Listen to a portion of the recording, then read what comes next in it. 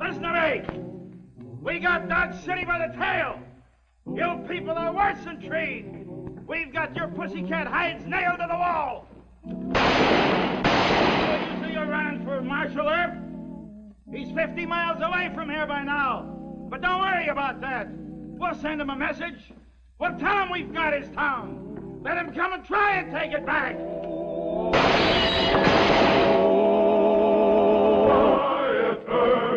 Wyatt Earp, brave, courageous, and bold. Long live his fame, and long live his glory, and long may his story be told. The Life and Legend of Wyatt Earp, starring Hugh O'Brien, presented by... The western frontier town of 1876 could take tornadoes, blizzards, and even Indian raids in stride. But there was one catastrophe which the bravest townsmen feared. This was an invasion by hoodlum gunfighters bent on punishing the town for trying to maintain strict law and order. In all the turbulent annals of Dodge City, the day George Morris and his men captured Dodge is rated as the most terrifying experience in the memory of its citizens.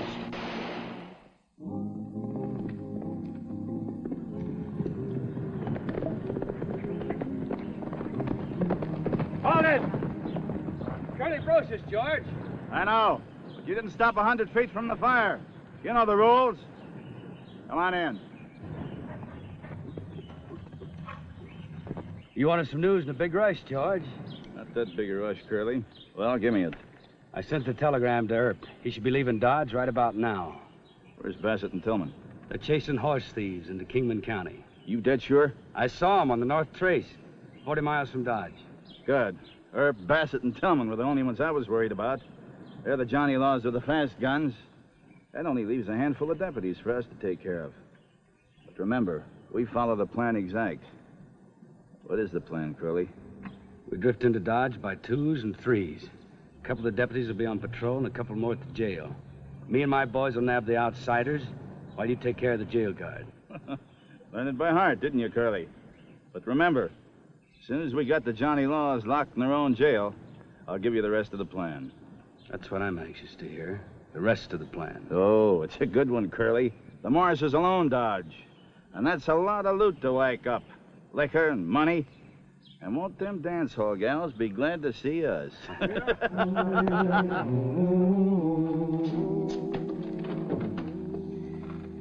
you put my saddlebags on the horse? Yes, sir. You're gonna take the butt line, huh? That's right. Might have to do a little long-distance shooting. Why don't you let me go to the Springs? Because I owe Wells Fargo a favor. I used to work for him, so I owe him a real personal favor. That stage holdup crowd is gonna be scattered all over Kansas by now. With Bassett and Tillman gone, you're leaving just 4 deputies. There's 6 counting Sheriff Bassett's men. But what's really worrying you? I don't know. I guess it's been too quiet here. Well, that's natural enough. Santa Fe's working double time, and the cattle drivers are just now leaving Texas.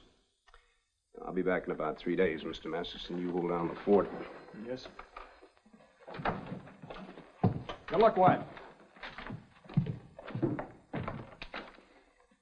Argument didn't work, huh? No. Wells Fargo telegraphed him to trail those stage robbers as a personal favor. You know why? He likes Indians and buffalo hunters and Wells Fargo and... And us. Shake out of it, Bat. Those prisoners ain't been fed breakfast yet.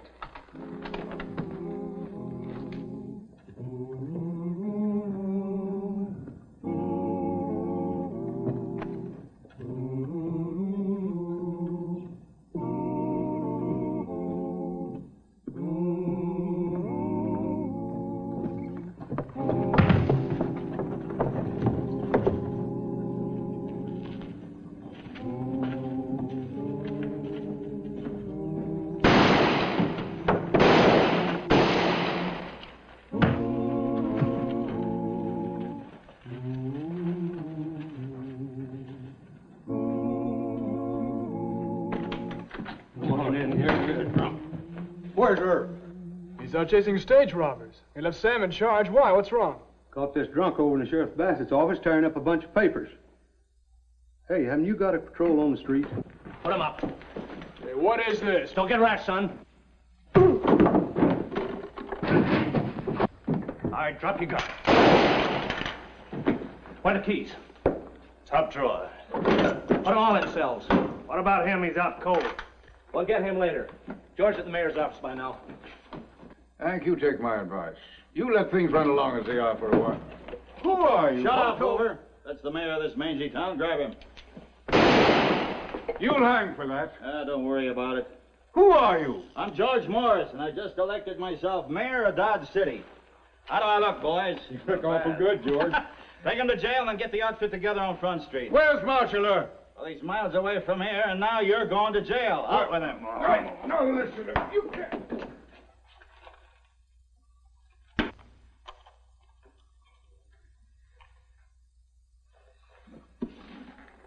Pick up that boy deputy and throw him in with the rest of them.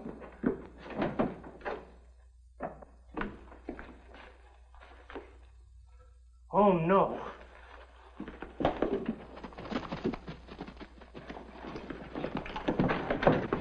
Get off that horse!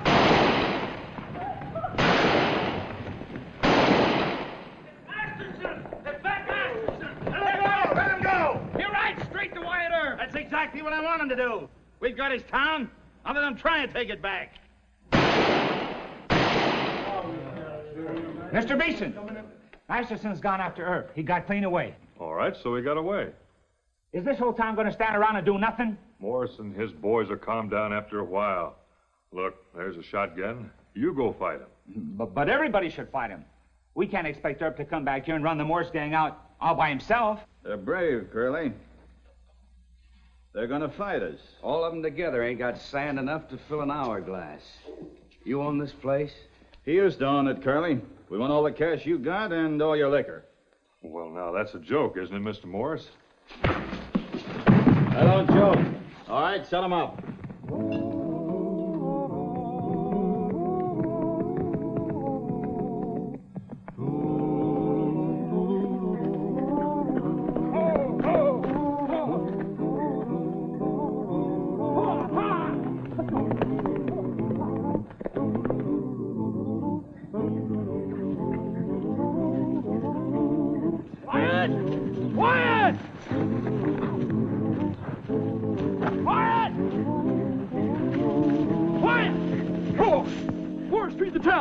He moved in with 20 gunfighters. All our men are in jail. Wait a minute. Catch your breath. We'll let your horse graze for a while. Go over here and sit in the shade. You sure Masterson got away? Yeah. He admits it. He says Morris wants Bat to get to Wyatt. I hope Wyatt keeps his temper and goes for the Army. There ought to be enough men in this town willing to fight. Nobody to organize them, Mr. Mayor. Well, Wyatt will go to the Army for help. It's the only sensible thing. Not if he gets sore. Shut up! You've talked long enough. And I reckon the only thing to do is for us to ride to the fort. About a half a squadron of cavalry and then... Huh? Don't you think they'd come? Oh, yeah, they'd come. Well, then why don't we get them? Well, because I don't think the folks in Dodge City are that cowardly. Would you want to live in a town that had to be rescued by the Army from a pack of hoodlums? Well, maybe the townspeople would fight. Yeah, but you can't go back in there, Wyatt. Why not? Morse will have a sentry on all the roads. Let's ride to the fort. I'm not ashamed to ask for help. Oh, but I am. You know, not too long ago, Charlie Bassett and I had a poker session argument about what we'd do if something like this happened. Worked out a little map of the city. Let's see if I can remember it. Wyatt, Bassett and Tillman are in Kingman County. Morse put the sheriff deputies in jail. Now, what chance are we going to have? This is outline of the town. This is the east side over here, the storm drain. We leave the horses here. It'll be dark by the time we sneak into town. We'll hold up until first light. Go against 20 men in broad daylight? Well, night shooting's no good. You hit too many innocent bystanders. What's the matter? Don't you want to hear the rest of it? No, sir, I don't. We're bound straight for Boot Hill Cemetery, and you want to draw me a map. Come on, let's rock.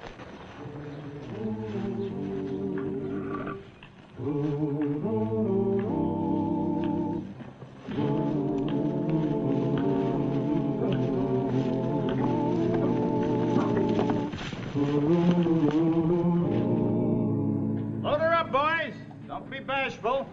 We got lots of wagons and plenty more horses.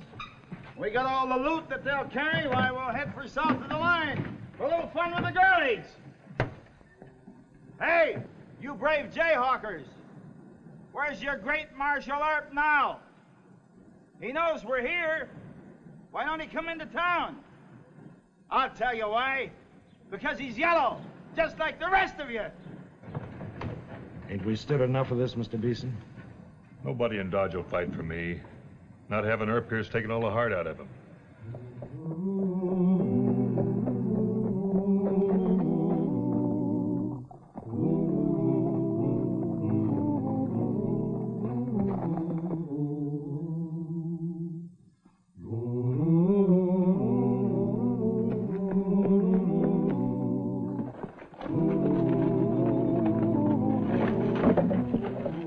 Put these shotgun shells in your pocket. Where does this tunnel come out? Near Old Man Richard's house, head of Front Street. That's 5 blocks from the jail. Come on, hurry up. Stay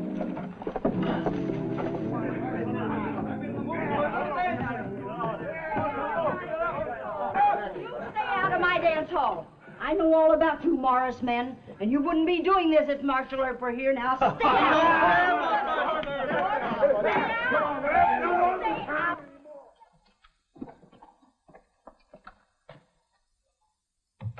Here, I'll give you a hand up.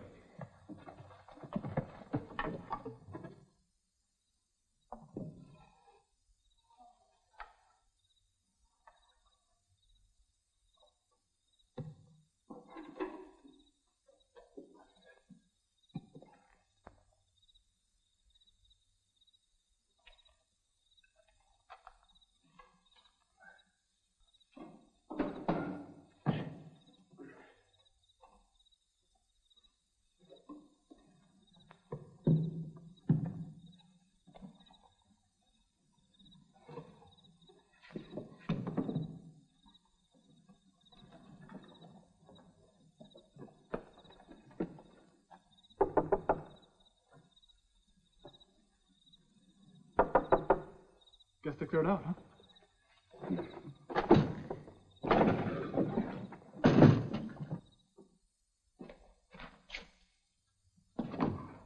Light up.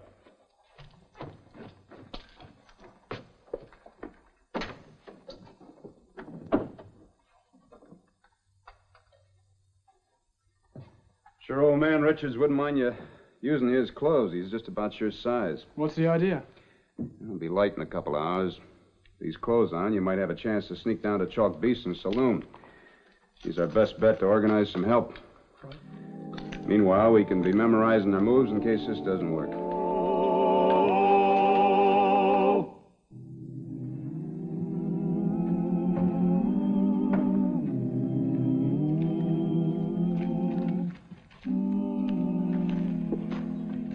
Maybe they cleared out. Shouldn't I take a gun? No, I'll cover you. Go on.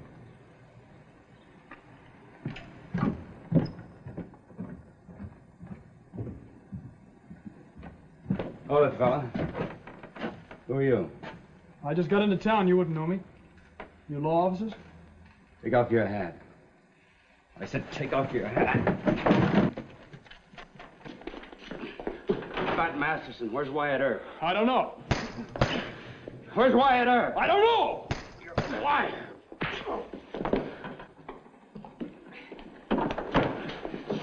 Hold it. Hit him. With your fist. No! Come on, out the back door. It's Earp! It's Wyatt Earp! He shot me with the butt line. Him and Masterson ran out back there in the alley. Dave, tell George that Wyatt Earp's in town. Rest of you into the alley!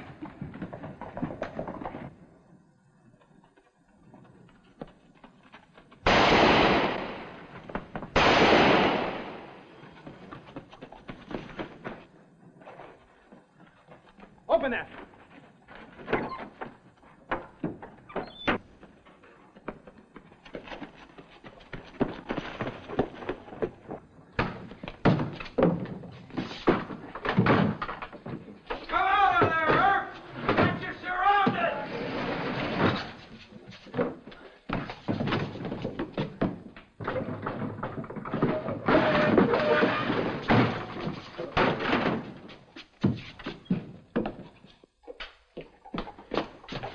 Where are we now? Basement of Jameson Hotel. We go through here, climb up to the roof of Beck's drugstore. Wyatt, that's no place to make a fight. Come on. All right, boys, come on. There. Come on, boys, hurry it up. Come on, the sooner we get that loot loaded, the quicker we can get south of the line. Remember them dance halls and them girlies, they're waiting for you. Let's go.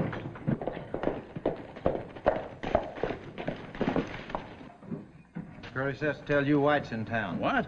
He came back. We got him and Matchison cornered in the cellar down the street. Cornered, you sure? Yeah. Yeah, well, I ain't. We'll round up all the boys and plug every rat hole. Never mind that. Earp's back in town. Come on, let's go and finish him. You think it's true, boss? Yeah. I heard that bunt line special 3 times. There ain't another gun that sounds like it. Well, and we're going to help him? How many fighting men you got in the back room? 8 or 10. Well, that's not enough. Go out the back way and see if you can round up about, 10 more. But, boss, if we could bushwhack them from the doors and the windows... No, they shoot too good.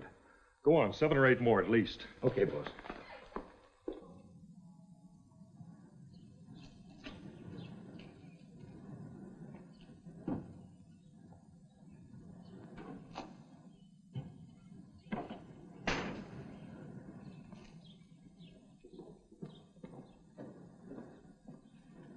You idiots. They know better than to hole up in the cellar. Curly, we've wasted a whole hour looking down rat holes. Now let's do it systematic. Take every building between here and the Long Branch and really ring it out. Right.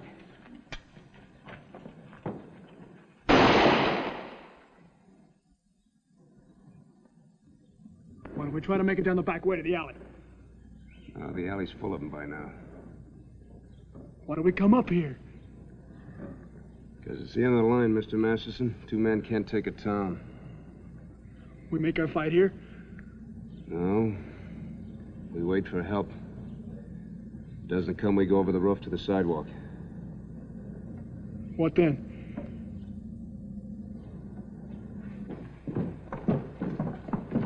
Pull that wagon in here for a barricade.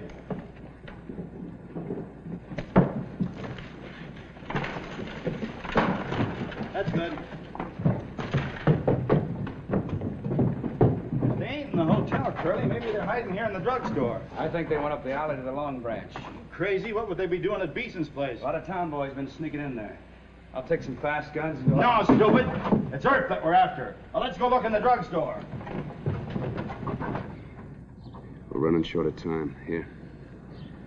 You watch the skylight. If they start coming up, let them have it. I'll watch the stairs across the alley. We'll wing as many as we can, then jump for the sidewalk. I had a hunch they came in here. Hey, maybe they're hiding on the roof. Go on.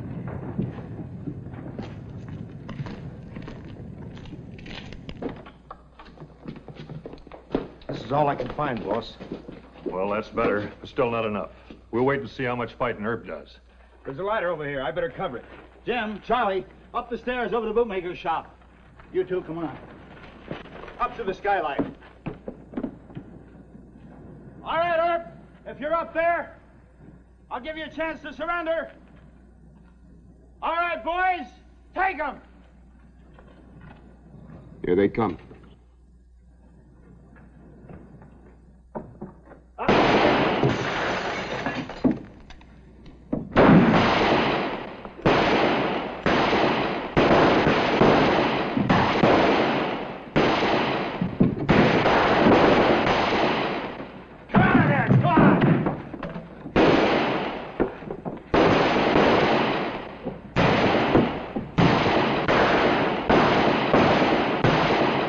We'll have to set fire to the building. Give me that shotgun. They won't come up anymore. If they do, use your handgun. I'll give you one more chance. Then we're going to burn the store.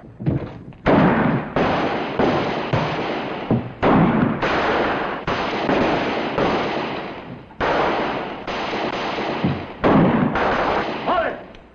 Get some torches, boys. We'll burn them out.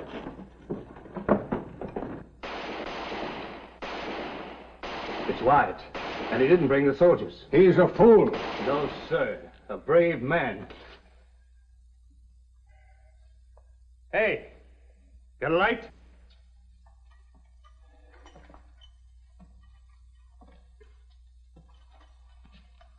Sure.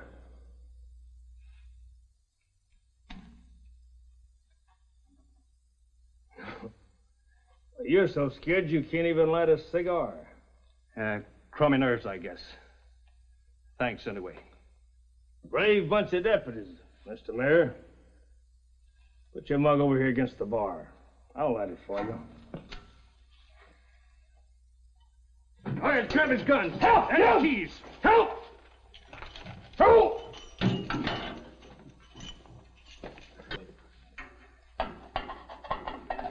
Help! Help! Help! Get over here. Get back. No use, Sam. He can kill all of us. Yeah. Drop that pea shooter. Now get back inside, all of you. Come on. Bring me some more shells. Reload the butt line.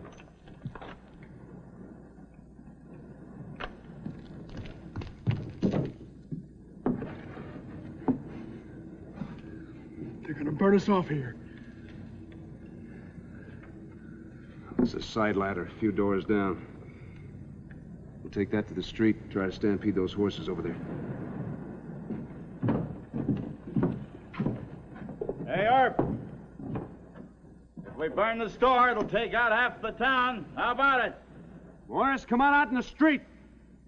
I'll come down and you and I can settle it. We'll count to 10, then we start the fire. You hear that, Earp? You gotta count to 10. Start counting now. Let's stay on our feet, huh? All right, boys, light them.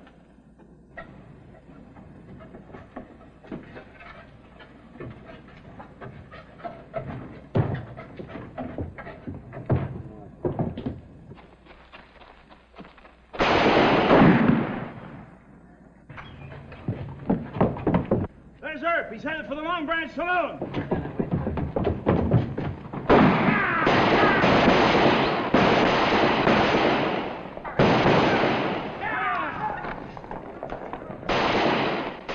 Here he comes.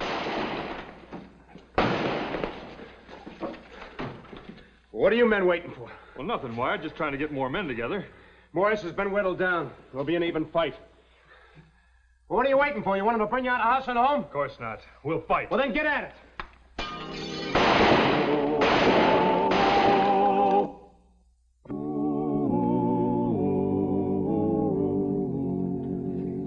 Now, they'll be starting to cross the street. You men aim low and cut him down. I'm going after Morris. I want to hug him. Fine. Throw Earp out of here. You hear me, Beeson? If you don't, we'll come in there and get you, too.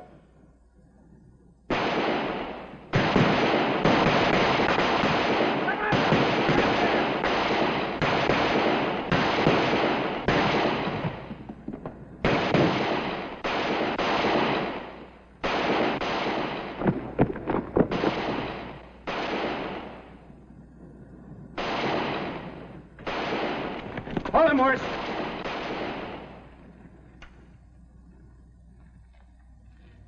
All right, go for your guns. There's 2 of you. There used to be 20 of you. Which leg do you want? The left one. I'll take the right one. We're waiting, Mr. Morris.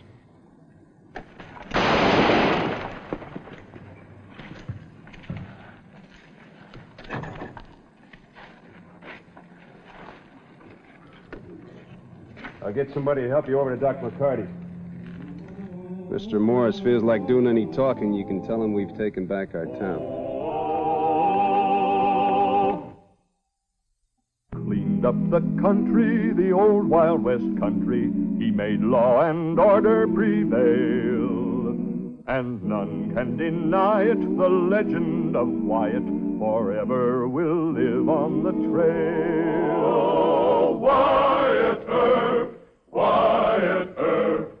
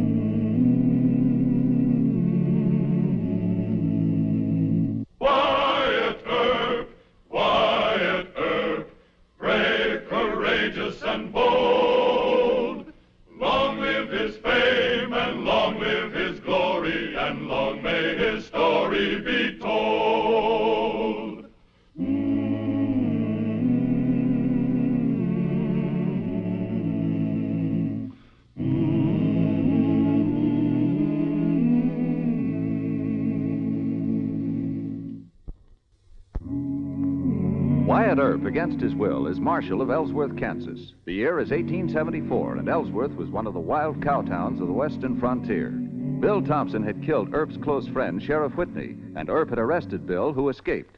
This pursuit of Bill Thompson was the key to Wyatt Earp's success in Ellsworth. Wyatt, I put this ordinance through because you insisted. But it's a new and radical idea. Well, I'm a new and radical peace officer, Ed. You've got along fine without trying to make them check their guns. You've calmed this town down. Look at it. It's like a village back east. Don't fool yourself, Ed. Still Ellsworth, Kansas, just 2 jumps from the Chisholm Trail. Well, I may be stupid, but I don't see what the no-gun law has to do with catching Bill Thompson. Well, his brother Ben's bound to come back into town sometime or other. Oh, you mean to decoy Bill by throwing Ben in jail? That's right.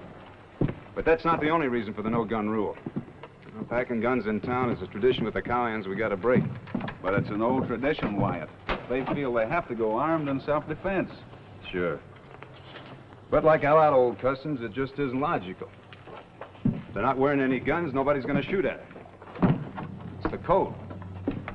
Shooting at a man that isn't armed is like shooting a fellow in the back. Just isn't done, right? Yes, but you can't change a cowhand.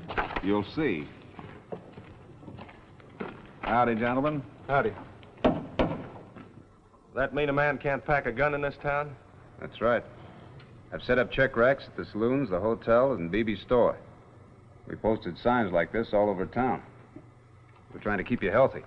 They tell me you're pretty good, but you're not good enough to enforce that stupid law. Not in Ellsworth. Easy now, mister. Let him talk. I've been carrying guns since I was a kid. Got to be a habit. And I aim to keep on carrying them. Well, not in Ellsworth, mister. You and your friends start for the nearest check rack. Now.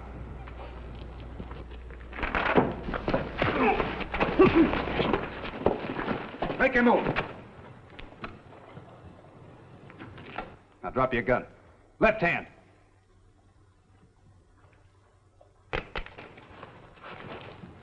You know where the jail is? Start walking. Pick up your hat. Get the guns in.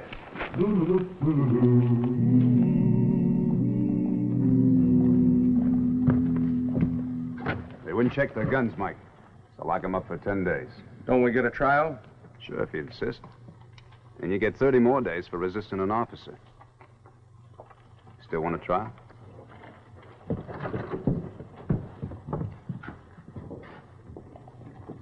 Mr. Earp, sir. This is Miss Abby Crandall. She wants to... Miss Crandall, meet my friend, Marshal Wyatt Earp. Well, that really does know you. How do you do, Mr. Earp? I'm in good health, thank you, ma'am. I came all the way in from the cattle camp just to meet you. My dad says I'm a born hero worshiper. Guess I am sort of cheeky about it. Would you mind just shaking hands? Not at all. Thank you. Very much. Well, now, Bat, I believe everything you told me about Mr. Earp. We already heard how he cut down the Thompson. No, I didn't tell the half of it. Well, now, hold on. All this gushy talk isn't needed. I'm not President Grant. Now, what favor can I do for you? Favor? Well, I would guess that one of your relatives was in trouble or something. Oh, no, Mr. Earp. Miss Crandall's dad runs a big cattle spread. Is your father Tom Crandall, the Oklahoma Territory? Mr. Earp is suspicious of me, but all great marshals have to be that way. You see, I've met Mr. Hickok of Wichita, and Mr. Bassett of Dodge City, Mr. Luke Short of Abilene. She specializes in marshals. And now I can brag that I met the great Wyatt Earp. Well, thanks for introducing us, Bat. Hope I meet you again real soon. You too, Bat. Same here, Miss Crandall. You weren't too polite, Mr. Earp. I wasn't intending to be. Well, she's the nicest girl I ever met. No paint and powder and no swear words. I thought you'd like her. Mr. Masterson, I wish you'd stick to poker. You wouldn't get hurt so bad. Sir? Didn't it ever occur to you that Miss Crandall may not be telling the whole truth? No, what do you mean? Well, she smiled with her mouth, but there wasn't any smile in her eyes. Didn't you notice that? No. And And that story about her riding all the way into town just to shake my hand. Huh? Well, you're famous, Mr. Earp. You know, that's just local notoriety, that's all. I'm not trying to say that she's going to lead you into a life of shame. A life of shame with her? Why, Mr. Earp. Why, Mr. Masterson. You know, I think the time has come for you and I to have a serious talk. Excuse me, Wyatt. I just heard the new prisoners talking. They say Ben Thompson's in town. Where? The Red Dog Saloon. I sure hope he's wearing his gun. Now, you stay here.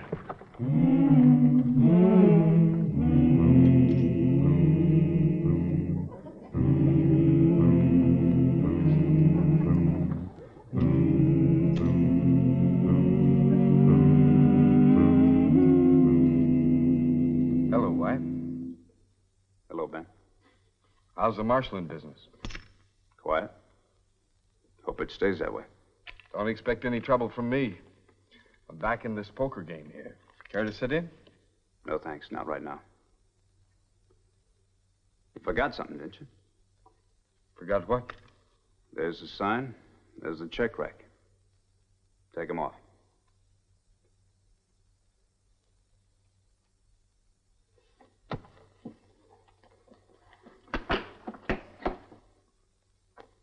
Now, let's go see the judge. Judge Osborne ain't gonna back you up in that gun-checking monkey business, and you know it. Well, let's see what the judge says. Well, all right. I think it's a fine state of affairs. A man can't sit down into an honest poker game without you coming around pestering him all the time. I got a big investment here. I got a heavy investment, too, Ben. In what? This town. I got my whole hide put up for security.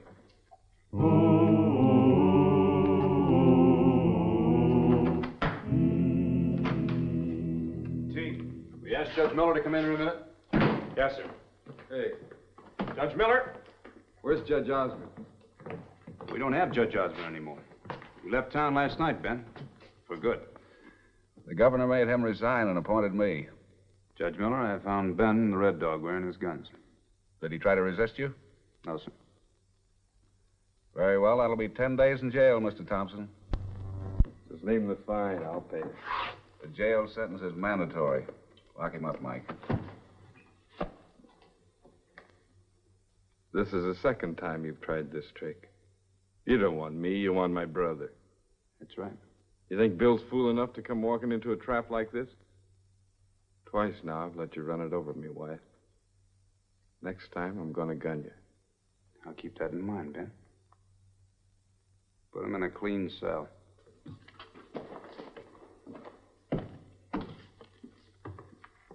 Is he gonna work? Ben wasn't play acting. He knows Bill's a fool. That's what made him so mad. You think Bill will come in and try to break Ben out? Sure. He'll come into town with his whole gang and aim to blast his way through. Then we'd better swear in some special deputies. Yeah, we sure had.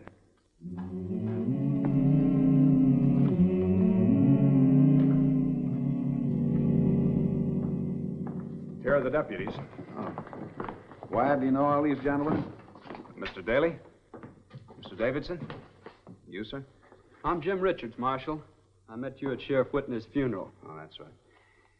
Well, now to explain this, I better tell you what I know about the Thompsons first. With the exception of Bill's escape last week, they've only pulled one other jail delivery. That was in Hayes, Kansas, March of '71. Now, Bill was in jail for robbing a stage. Ben and about 12 gunslingers rode up to the jail and started a big palaver with the sheriff. And under cover of this, 2 men, on foot, sneaked around back and blew a hole in the wall with dynamite. They yanked Bill out, put him on a horse, and the job was done. But Wyatt, what makes you so sure they'll try the same thing here? Ben's the brains of the outfit, and we got him locked up. Bill was too stupid to think up a plan of his own, and he admires Ben too much to even try. I don't want to seem too positive about this, Ed. You're the boss. No, I think you figured it pretty close. Well, then here's the layout the way I see it. We station men at these points. Here, here, and here. We let Bill make his fight talk right here. But we don't do any shooting until the dynamiters are spotted. And I hope we can drop them, and by that time... Mr. Earp, can I see you a minute?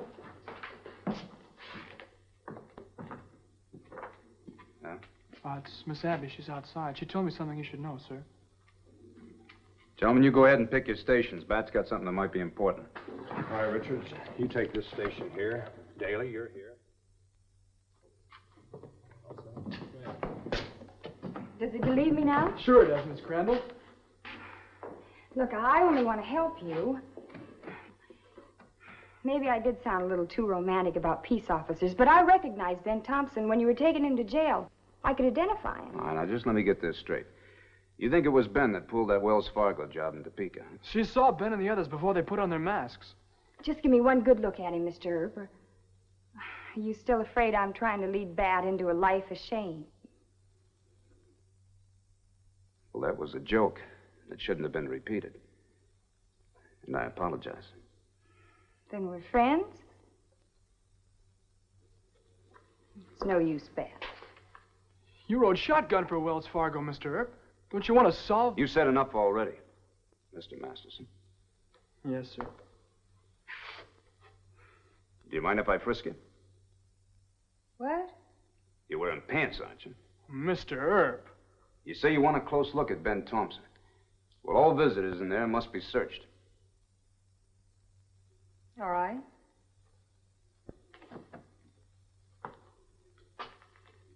Nothing personal, man.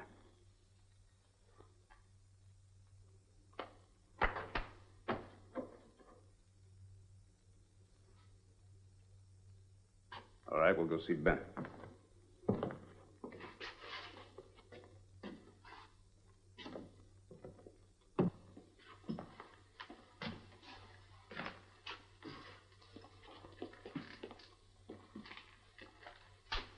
Well? Hey, what is this? Life's full of questions, Ben. Was he the one you... God, she just left. Well, did she identify him? Mm-hmm. Well, there, that proves she's all right. And you insulted Miss Crandall by searching her. Mr. Masterson. Oh, I'm sorry. You didn't really have to search her, though. Look, if you expect to be a peace officer someday, you're going to have to deal with suspicion. What? One of the oldest dodges a woman can use to gain confidence is to identify someone. You see, this puts her on the side of the law. You still don't trust her. Now, she may be everything she says. But on the other hand, she may have used that identification trick to find out exactly where Ben's cell is. To let him know by her appearance that Bill is on his way. Miss Abby, mixed up with the Thompsons? Well, I may be doing her a great injustice. Well, you sure are, Mr. Earp. Well, in that case, I'll apologize. And right. Well, we better be getting to our stations. If Bill's coming today, you'll want to work it before sundown. Yes, sir.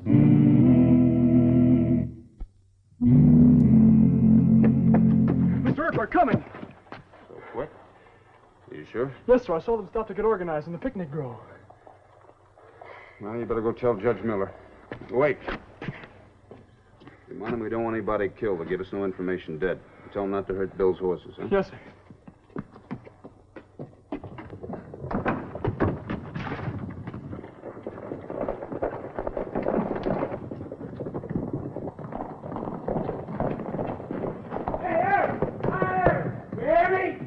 Open that door and turn Ben loose.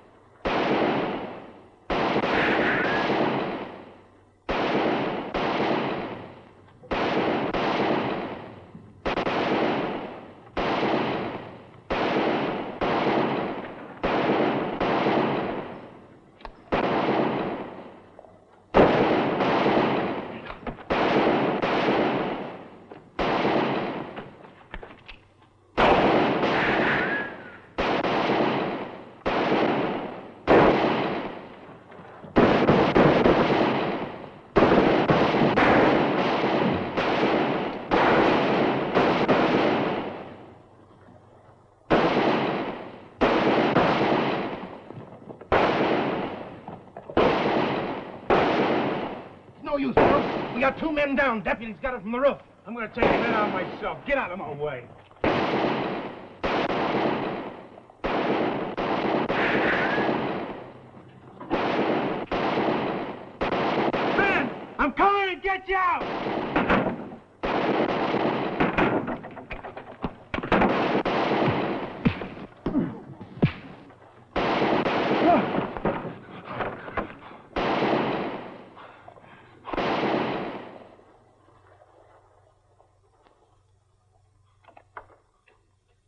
up the guns.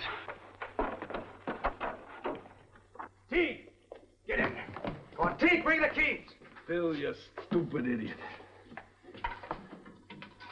Go on, get in. And take real good care of him, Ben.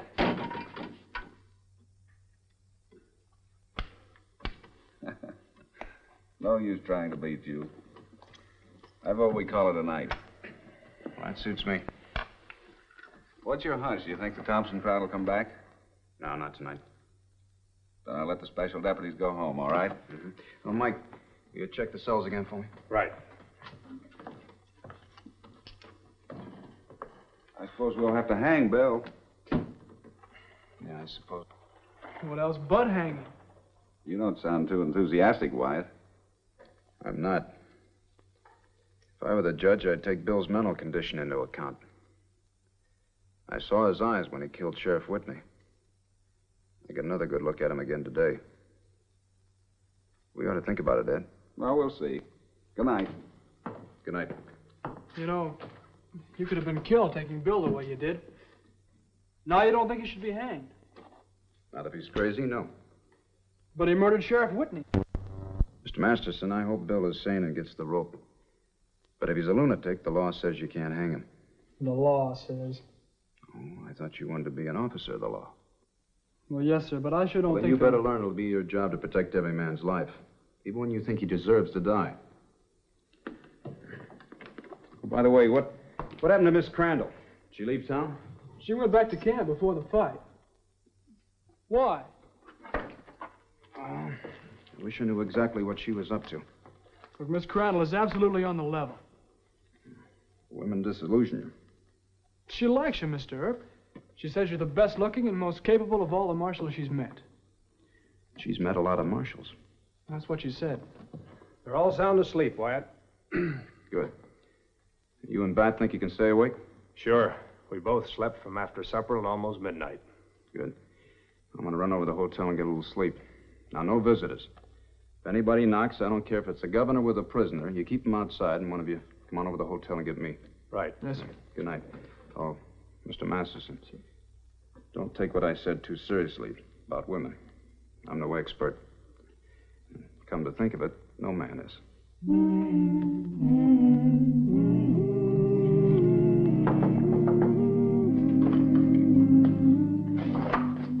Dad, let me in, quick. Miss Abby, what's wrong? They're after me because I told on Ben. Mr. Earp here? No, at the hotel. Who's that? Oh, it's Mr. Teague, the deputy. Put him up, both of you.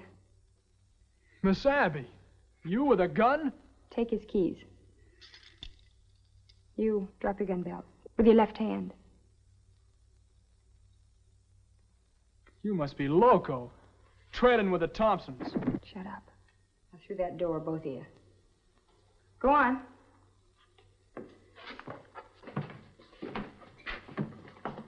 Good girl. Open up that door.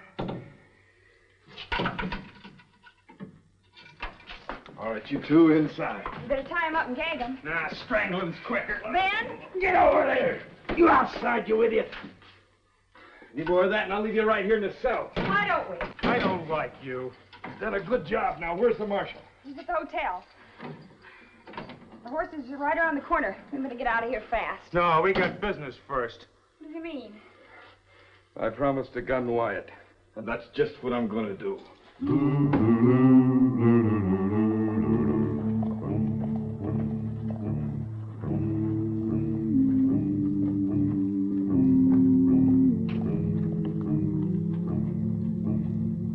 Hey, Earp. Marshal Earp.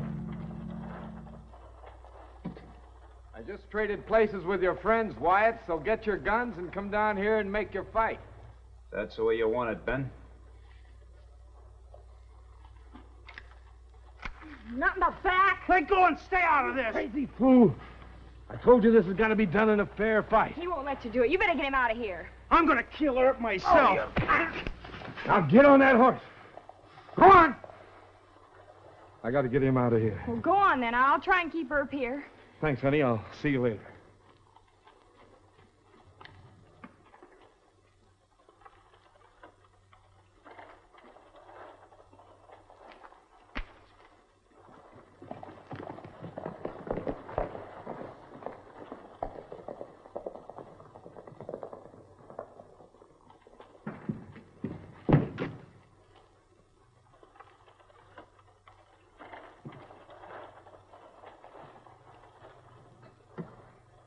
Bill wouldn't let Ben make a fair fight.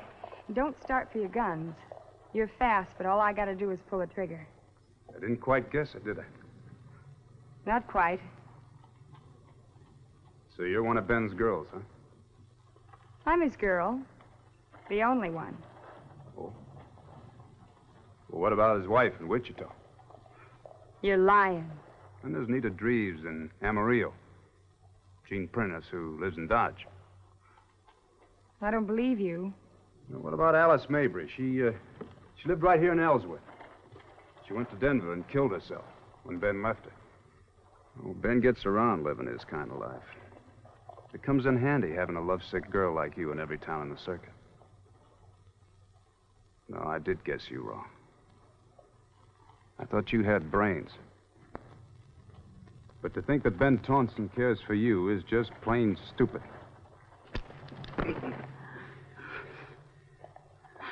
For a young girl like you getting yourself mixed up with a dishonest gambler and a road agent.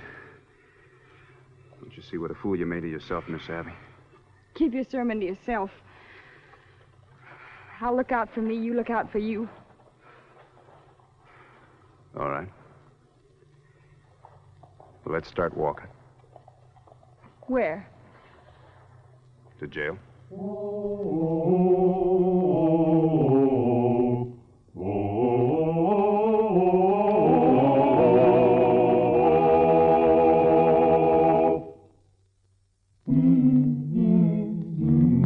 Women.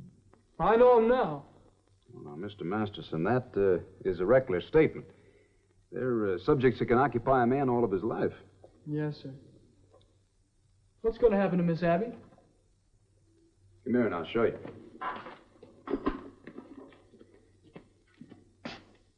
You're welcome, Miss Abby.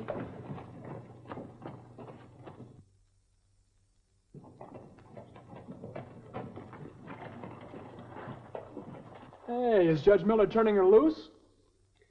Mr. Masterson, when a woman is young, she's too young to know right from wrong. And if she's pretty, well, then there's no law of man that can touch her bonnet strings. Yeah, but didn't you raise a holler, Mr. Earp? No, I didn't. I got other things more important on my mind. There's an insane killer running loose, and this time when I arrest Bill Thompson, he's going to stay locked up. Say, Ed, by the way, when's Miss Abby's trial come up? Oh, I wanted to talk to you about that, Wyatt. As a matter of fact, You let her go, huh? Well, that was wise, Ed. Just because she was a woman? Well, that and the fact that, well, you see, actually, we don't have any facilities for women in this particular jail. Yeah, that's it. That's it, exactly. No facilities.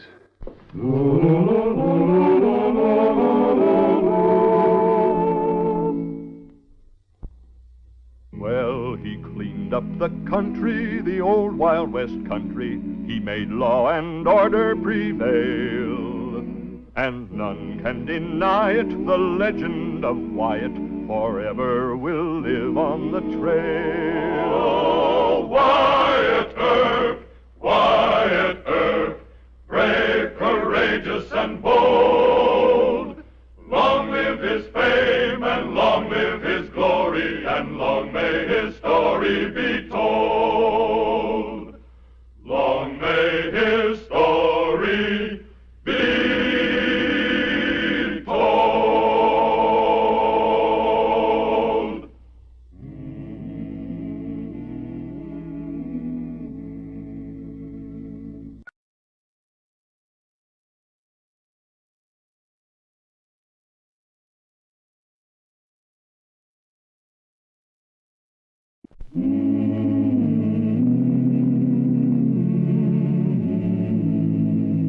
Wyatt Earp, Wyatt Earp, brave, courageous, and bold.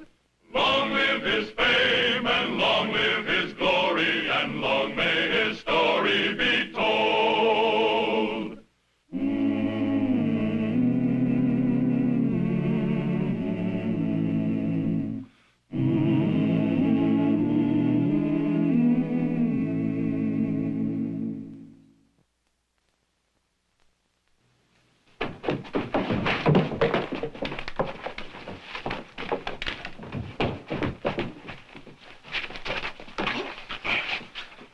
trot in this town, Begley. You're leaving Wichita.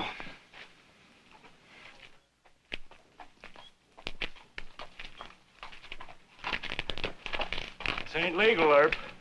Nothing legal about you. Cold deck poker, watered whiskey, and extortion from dance hall girls. Now get on your horse.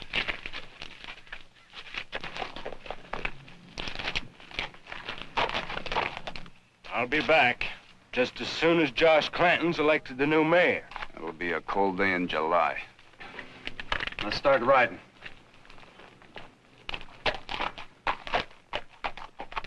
And I say to you, there's but one real issue in this campaign, and that issue is a scoundrel by the name of Wyatt Earp. That's right. Only this afternoon, gentlemen, he set upon my friend, my comrade in arms, Sergeant Jim Begley, and with his usual high-handed and insolent manner, this man Earp ordered Jim Begley to leave Wichita. I tell you, my friends, this man Earp is the lowest type of thug. He's become the willing tool of Mayor Jim Hope. Sure has. And this unspeakable editor, Marsh Murdoch. And I promise you... Oh, shut up, Clanton. Get off of that wagon. I promise you, the moment that I'm elected, I'll fire Wyatt Earp. Shut up, I said, and get down from there. We'll come up and pull you off. I advise you not to try it, sir. I'm a veteran of the war, and I'm still young enough to... Hold it, Mr. Grimes. Interrupting the colonel's meeting. But he called your names, Wyatt. All right. You can call him one name. Go ahead. Clanton, you're a dirty liar. All right, Mr. Grimes. You can take your friends and leave the meeting. Go on. Sorry you interrupted, Colonel. Meeting's all yours. As I was saying, when deliberately interrupted by Earp and his hired killers, I do not fear the man. Any attack upon me is an attack upon all Union soldiers, living and dead.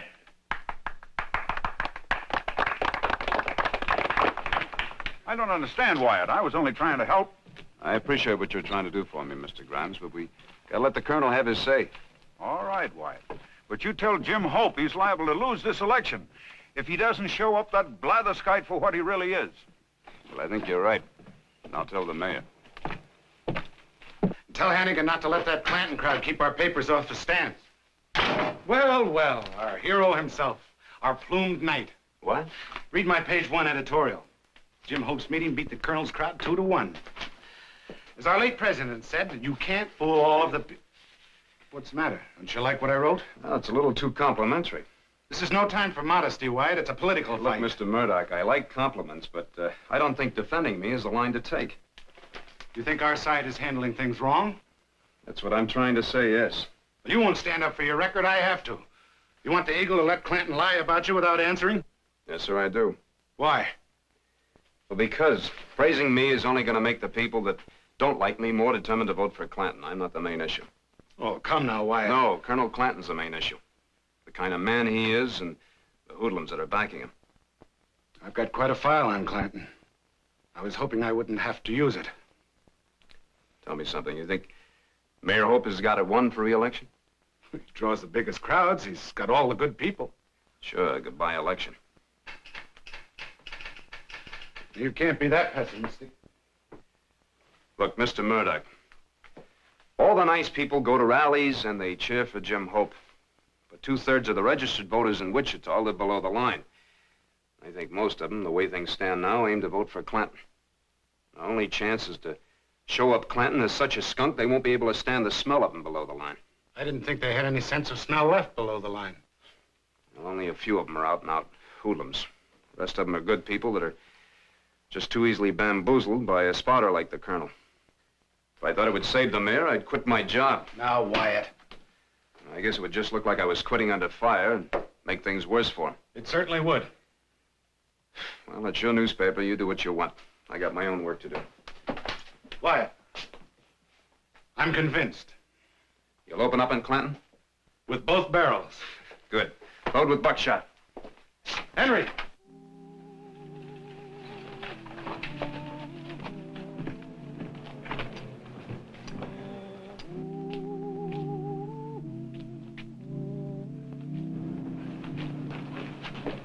Here. Better let me help you with that, ma'am. Oh, thank you. I'm not well. I came to see Dr. Fabrique. Isn't his office... It's right there, ma'am. Here. Take my arm. Yes. That's it. Now, can you walk? Yes. I took too much medicine. Nothing else. Please, believe me. Just take it easy, ma'am. Of course I believe you. Watch that step. That's it. Doc! Doc!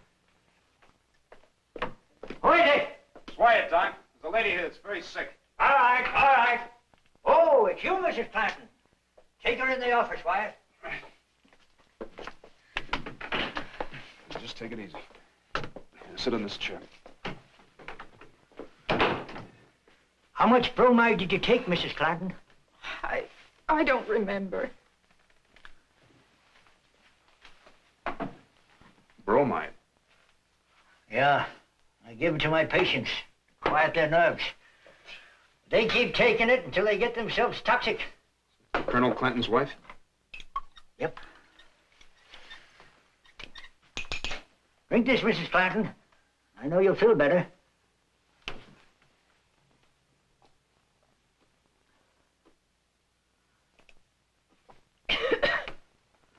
Thank you, Doctor. Oh, I'm sorry, Doctor, getting you up at this time of night. No, you'll forget about that, but you can't go on like this, you know. About the Colonel. When are you going to make up your mind to take my advice? I can't do that now. This lady shouldn't be alone. But I guess there's no use in trying to locate the Colonel. Oh, no, you mustn't do that. I'm feeling much better. I'm not nearly so dizzy now. But you still better let Marshal Earp drive you home. Marshal Earp? Are you the man my husband says such mean things about? Well, don't let it embarrass you, Mrs. Clanton. It ain't her fault, Wyatt. Doctor. Now, you go along with the Marshal. But I shouldn't trouble Mr. Earp. And it'll look odd if we're seen together. It'll look a lot odder if you have another dizzy spell. It's going to be no trouble at all, Mrs. Clanton. That's it.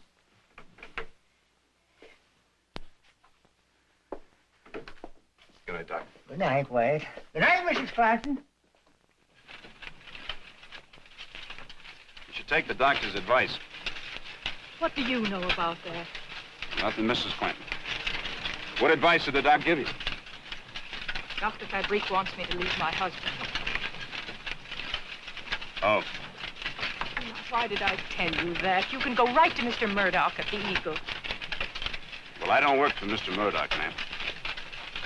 Meaning that you won't say anything about any of this? But why wouldn't you? You have every reason to get back at the Colonel. Well, not that way. I have no course but to trust you. Dr. Fabrique and you are the only men who've been kind to me for a long time. Will you let me drive the rest of the way myself? It's only a few houses. Of course, ma'am. Oh.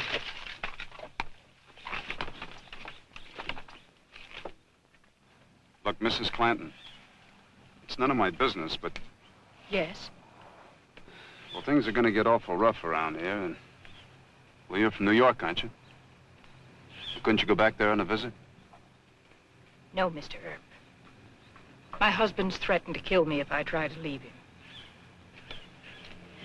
Good night.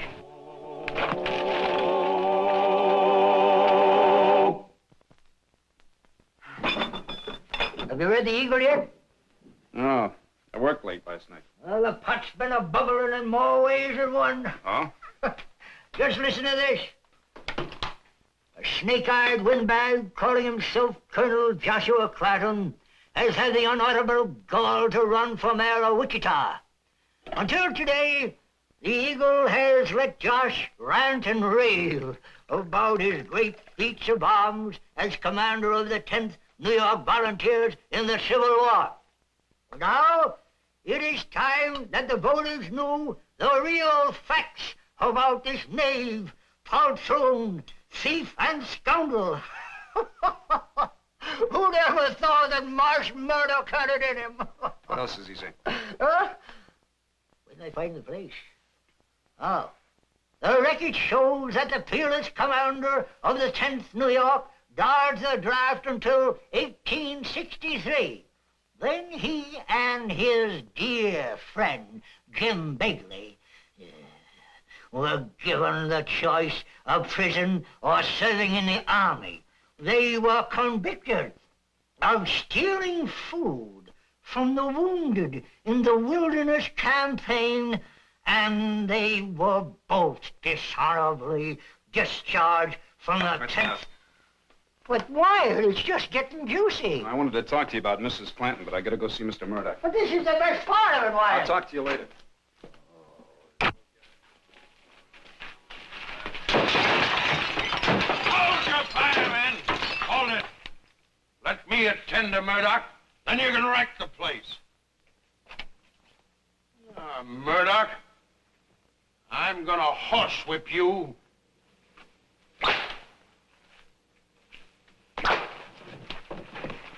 Hold it! Stand back, all of you. You're a brave man with your hired killer to protect you. Mention my name in your filthy sheet once more, and I'll shoot you down like a dog. Remember, Earp, you heard what I said. I gave him fair warning. Take your men away from here, Clinton.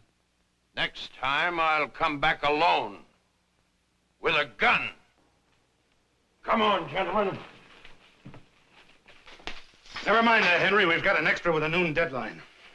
Hey, you're fighting mad. It's good. Hey, you just better wear that. For that coward?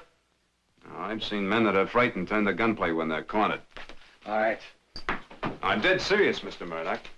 I kind of talked you into that rampage against Clanton. I want you to wear that at all times. It'll make you feel better, Wyatt. Now I've got to send an extra to press. Talk about it later.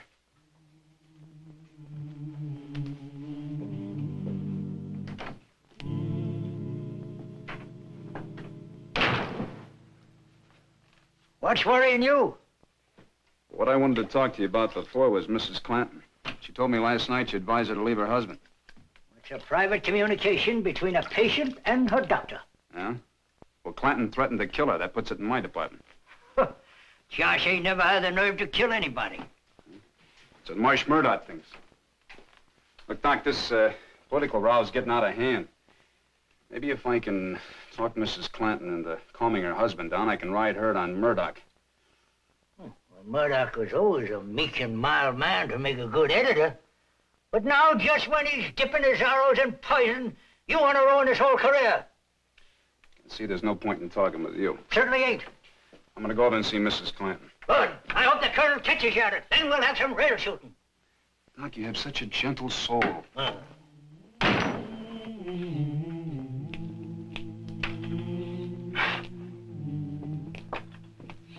I'm Marshal Earp, man. Is Mrs. Clanton home? Yes, but I don't think she'll want to see you. Dora, who is it? It's Mr. Wyatt Earp, and I already told him. No, Dora. I'll talk to Mr. Earp. Guess she changed her mind.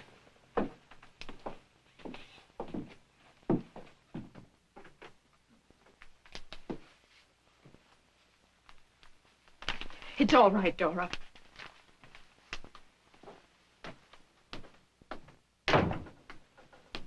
If your husband's home, I'd like to talk to both of you. How had you the impudence to come here after this article in the paper? What article? I suppose you know nothing about it. No, I don't. It insinuates that my illness is a thing that should be hidden. That because I'm never seen with my husband, I'm a skeleton in his closet. It even insinuates that perhaps I drink. A fit mate for Private Clanton. A fraudulent warrior. Oh, I'm terribly sorry, Mrs. Clinton. I just can't imagine Mr. Murdoch printing a story like this. is that so hard to believe when you went right to him with your story? I didn't tell him anything about you. I didn't even mention that we'd met. Then it was Dr. Fabrique. No. No, he wouldn't answer any of my questions about you. Does the story mention the fact that you want to leave your husband, but you're afraid to because he threatens you? No. Politically, that's even a more damaging story than this. Of course. I'm sorry, Mr. Earp. I've been so heartsick about everything. Well, I don't blame you. And Mr. Murdoch will print a retraction. I'll go right over to his office.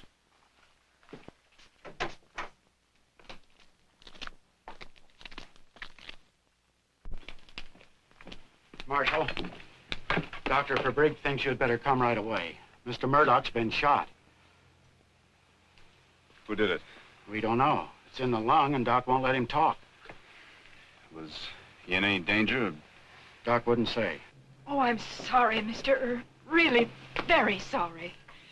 Has your husband been home today? I may need to talk to you later. Yes, of course.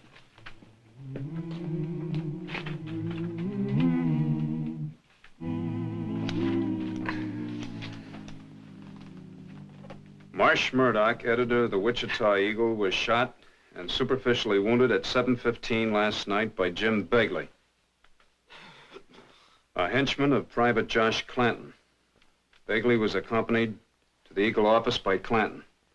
Private Clanton tried to do the shooting himself, but lost his nerve, and Begley then drew his own weapon and fired. It was Begley, huh? Yes. Will you get that story over to my office, Why? You better get out of here. You're making his temperature go up. If you don't stop shouting, you're going to make his temperature go up. What? Forget it. Would you like a little nip? I've been looking for you, Marshal. Colonel Clanton gave me his gun. He owns up that he did it. Oh? You plead guilty to the charge? Proudly. I shot Murdoch in defense of my wife's honor. Take him to jail, Sam. I demand an immediate hearing before Judge Jewett. That's for Judge Jewett to decide, not you. Now go on.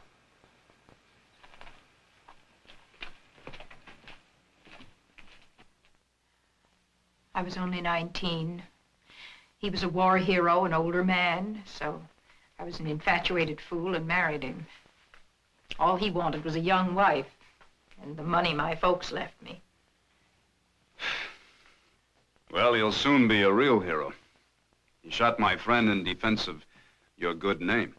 But Mr. Murdoch said it was that Begley fellow. It's just his word against your husband's. Unless I find Begley. But that's terrible, Mr. Earp. Why, what does Josh Clanton care for me or my reputation? He's disgraced me with women. He keeps me like a prisoner in my own house. Well, Mrs. Clanton, the voters don't know that. Do you mean he might actually be elected mayor? If he gets away with the lie of the injured husband, he can't lose. But he's got to lose. I'll announce I'm leaving him. I'll tell the whole story of why. It's too late for that now. Oh, I never dreamed he stood a chance of being elected.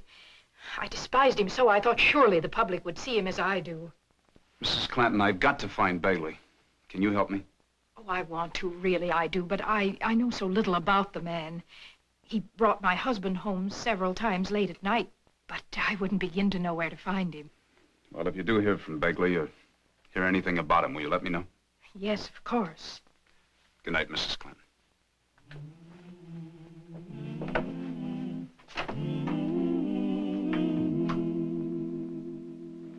Can't you explain to Jim the legal rule that ties my hand? He knows the law, Judge. I'm only asking you to stretch it a little and not let that scoundrel have a chance to strut in court.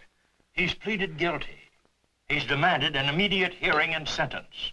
And the law clearly states that I must give him his day in court to allow him to present extenuating circumstances that might lighten his punishment.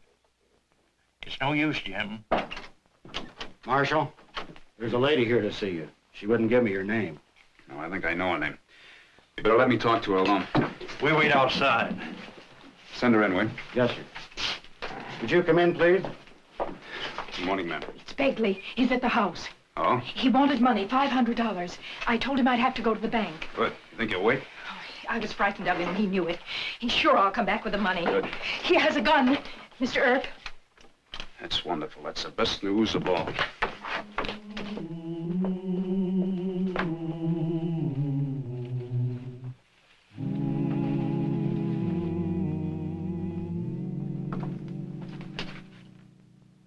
Draw. Go ahead, Begley. No, draw. I won't start until you got your hand on your gun. You want to kill me? I ain't drawing. Earp, you gone loco? You wouldn't shoot me with my hands up, would you?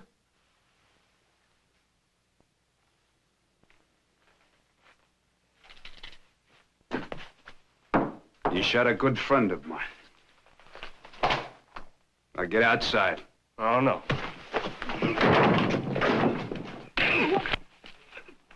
Stop it, Mr. Earp! I'm sorry, Mrs. Clinton. Guess I lost my temper. He'll tell the truth, Nell. Get him to the court. Hurry. You can take my rig.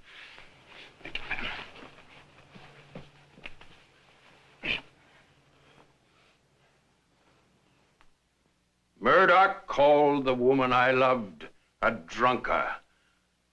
Dr. Fabrique has testified that Mrs. Clanton suffered a nervous breakdown. She took sodium bromide by his prescription. Bromide, sir, a sedative, not an intoxicating liquor. My darling wife has never tasted even so much as a spoonful of wine.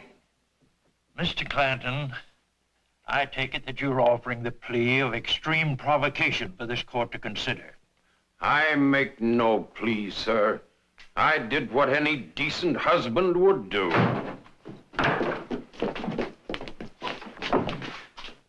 Your Honor, Mr. Begley's got a statement to make to the court. I shot Murdoch. Josh tried to, but he lost his nerve. That's a lie, sir. A contemptible lie. Will you repeat that statement under oath in this court? Yes, sir. Very well. Hold up your right hand.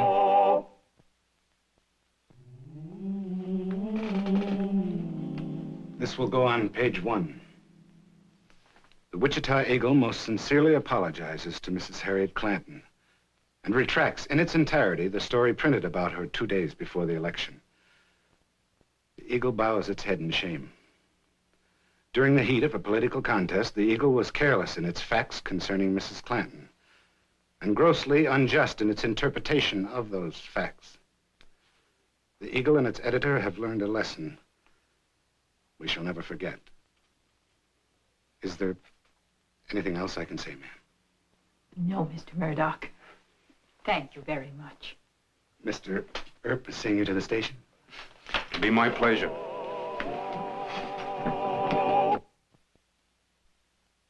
Well, he cleaned up the country, the old Wild West country. He made law and order prevail.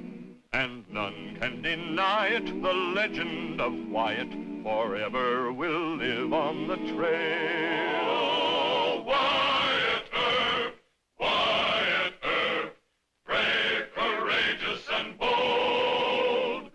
Long live his fame, and long live his glory, and long may his story be told. Long may his story be told.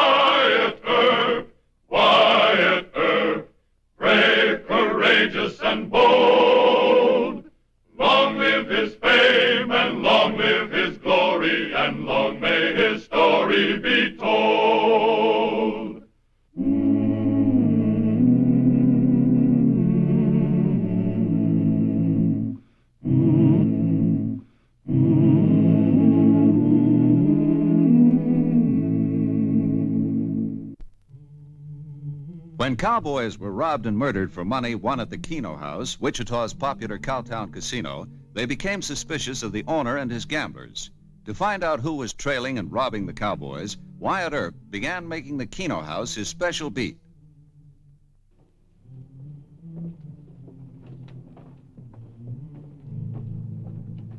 Everybody drink Frank!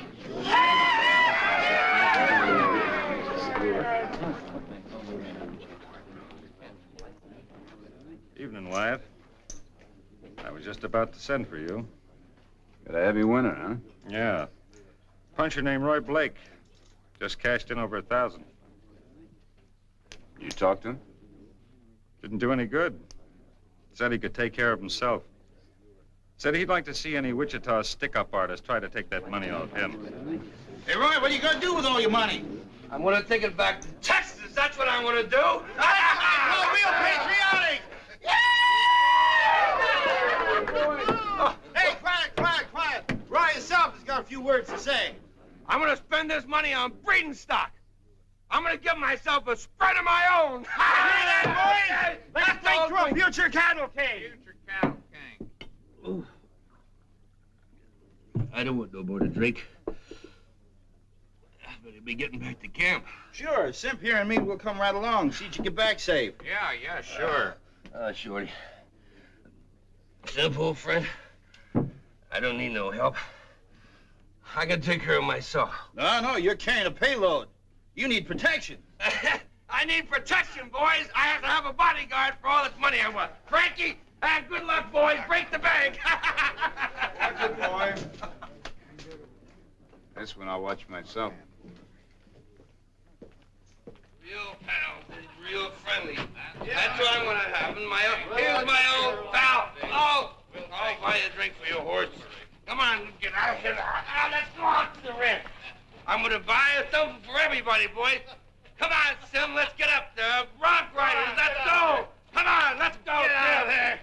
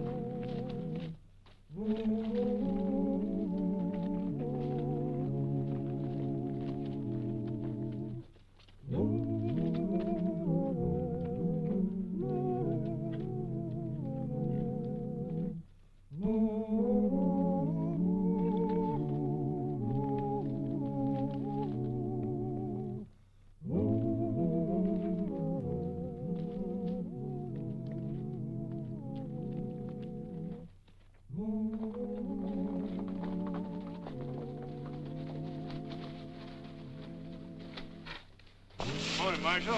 Morning. Yes, you're up early. I haven't been to bed yet. Been riding trail on a lucky cowhand.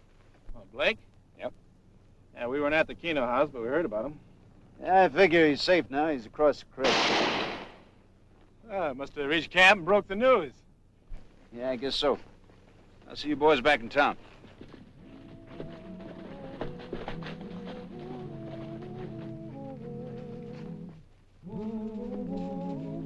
Marshal!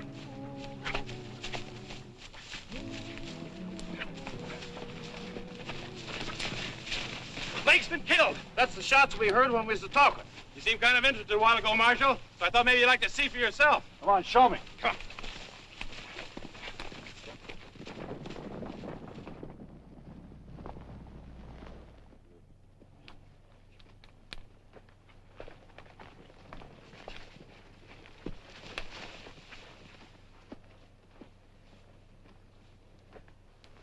Where'd you find him? Marshal was showing considerable interest a while ago. I let him see for himself. Got any idea who might have done him in, Mr. Earp? Aren't you the two who left town with Blake? What do you mean by that, mister? Simp, I'll do the talking. Sure, we were with Blake. We rode this side of the creek with him. He headed for his camp, we headed for ours. Did you hear the shot? Sure. We hot-footed it back here and found him right where he is now. You see anybody else? No. Some of the rest of the boys started drifting up about that time. I followed Blake as far as the creek. I figured he didn't need any more protection once he got the other side, among the camps, among his own friends. But the way things are beginning to look now, you boys are being bushwhacked by your own pals. Thought you were here to help us, Mr. Earp. Sounds now like you're accusing us. Why don't you go back to town where you belong? We don't need your help. Well, whether you need it or not don't make any difference. You're gonna get it.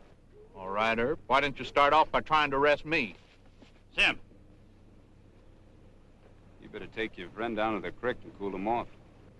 For once Mr. Earp here is among us as a friend. Least you can do is give him a chance. Cody's right, Simp. For once, we'll have to assume the marshal's acting in good faith.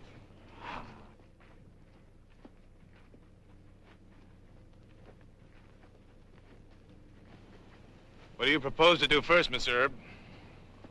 I don't know yet. I'm not so sure I'd tell if I did. But so far, every man that's been murdered and robbed never had much of a chance to put up a fight. Every one of them got it closer to Cowskin Creek than they did to Wichita. Meaning? Meaning he must have thought he was among friends when he was killed. Think it over.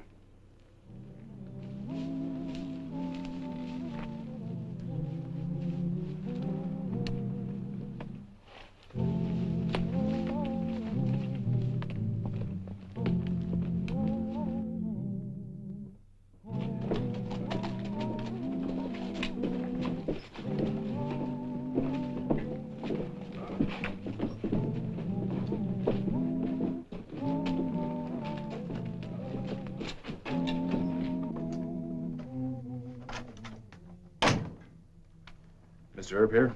Yeah, he's right over there.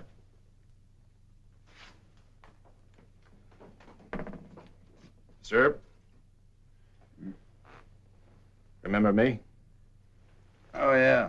Yeah, sure, but I never did get your name, though. Jeff Burns. Please. Could I see you alone?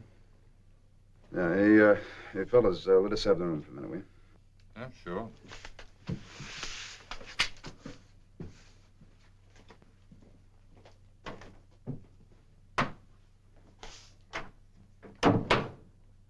Getting any place with the robbers? No. That's probably because the Keno house hasn't dropped any jackpots lately. That's what I wanted to talk to you about. I got an idea. It's simple. All you need is another big winner over there. If the bait's big enough, it ought to bring the robbers out. Yeah, well, I thought of that, but trouble is I can't find anybody to qualify for the job. Anybody from town look just like what it is, a setup. Needs a trail riding cowhand. I know. That's why I'm volunteering. Why the sudden change? The other morning at the creek, I had a feeling the boys were suspecting me. Well, I guess we feel about it like this. Fighting cowmen might come pretty easy to you, Earp. But robbing them, well, that's something else again. Thanks. Welcome. How do I get the job? You know what you're getting into? Those killers never leave any witnesses, you know. Earp, just like you, I figure these killers are in our camp. And to me, that's worse than if some Yankee were taking us. It's like treason. You want to get your bare hands on snakes like them. Okay, Callahan, you got the job. Let me give you a warning. Don't tell anybody about this. I won't. I mean that. You understand? Sure do. I really do.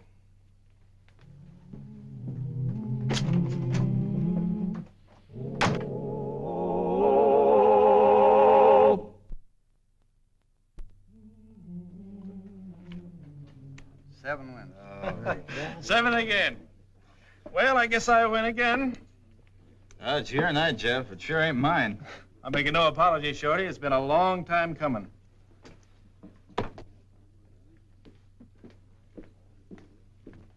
Good luck. Thanks. Feel kind of sorry for that cowhand. Came in here in his first drive this spring and almost broke the bank. Been trying to repeat it ever since. Beats me, though, where he catches the money to keep trying. Evening, Wyatt. Mr. Rupp. You all set? Yeah. He'll be cashing in soon. When he does, he'll be paid off with the marked money.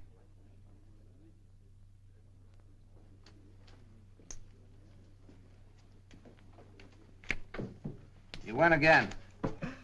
Well, that's it, dealer. I think I'll quit while I'm still ahead. Your lucky night. Big winners, huh? You bet. Those are not all the chips he's cashed. That's what you get for being lucky. Wyatt. I'm just lending this money in the interest of clean government. I expect it back. I'll do what I can, Mr. Rupp. Well, what if things go wrong? You mean if the robbers do get away with it? Yeah, who's going to pay? Guess I'll just have to spend about 5 summers working it out. Thank you, cashier. Thank you very much. Come on, boys, step up to the bar. Name it. Come on.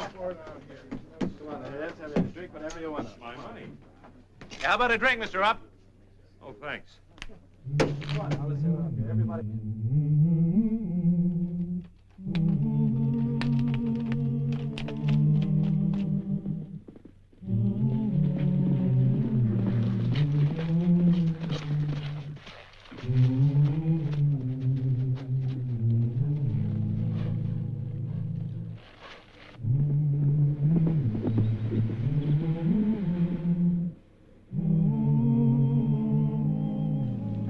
Shorty, Yeah? you lose all the money tonight? Difference does it make? We'll have some more pretty soon. Thinking of all the money we'd have if you wasn't gambling all the time. Shh. Here comes somebody.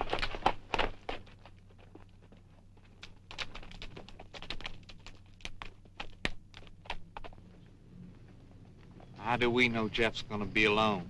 Maybe we should have robbed that one. Because he wasn't with his bunch tonight. He was by himself. Chances are he'll ride back to camp by himself. You got something better to do, maybe? I didn't mean nothing, Shorty. Stop picking on me. And stop being at me.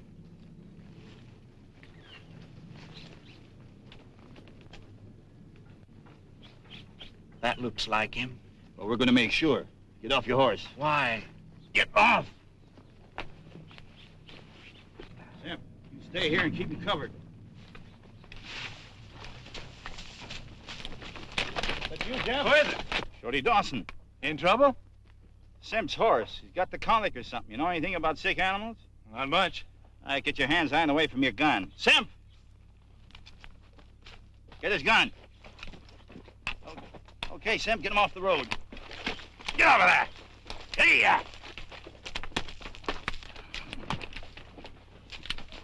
Sorry to trick you, Jeff, but we mean business. Yeah, I see you do. Get down.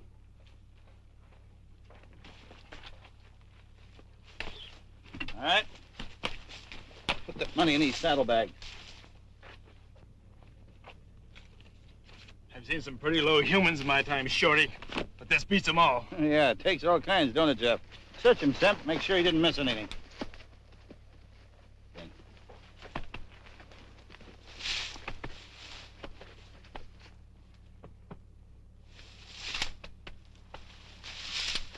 Ain't nothing left. Simp here's always wanting to be a gunman with a big reputation. Only he ain't fast enough. But he gets a big boot out of pretending he is. With me, it's different. I don't like killing. It's all yours, Simp. See you up the road.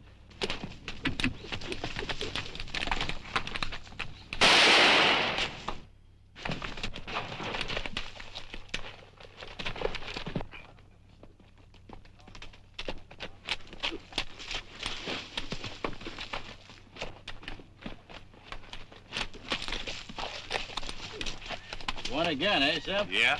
You sure? Yeah, right through the head. You're improving. Well, let's get along. I knew it. That other fellow heard the shooting. All right, get off the road and head for camp. Hey, yeah.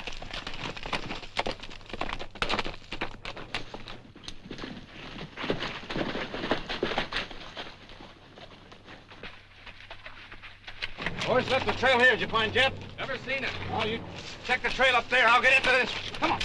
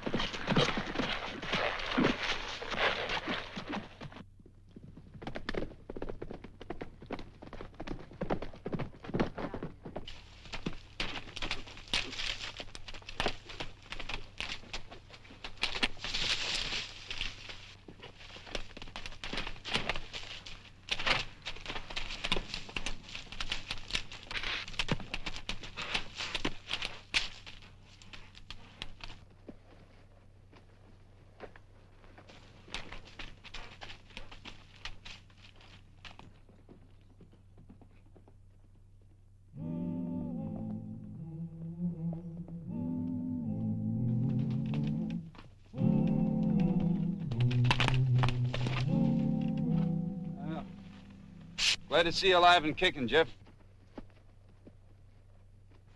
How bad is it? All he lost was some hair. The bullet knocked him out. Well, the one I was after stopped running and played it smart. I figured I'd better check with you and then take up the trail first thing come daylight. Well, you won't have to look very far. Shorty Dawson and Sim Sheldon. If they think I'm dead, they'll be back in camp with their outfit same as usual in the morning. Come on, we'll get you back to town and get a fresh start tomorrow.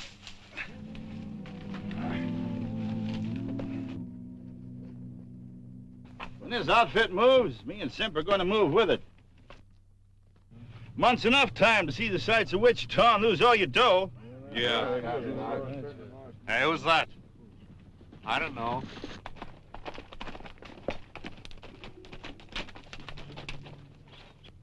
Middle one looks like Jeff Burns. Sure does. It is Jeff. Yeah, it is Jeff. Who's that other guy? There they are, those two. Shorty and Simp. You, take their guns. They're under arrest.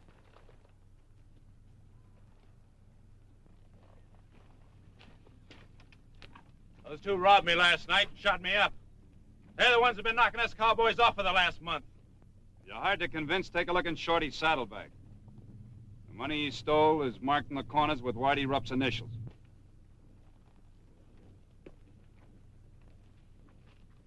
He's right. There's a WR marked in the corner. Now take the guns like I told you. Sure beats all, don't it, boys?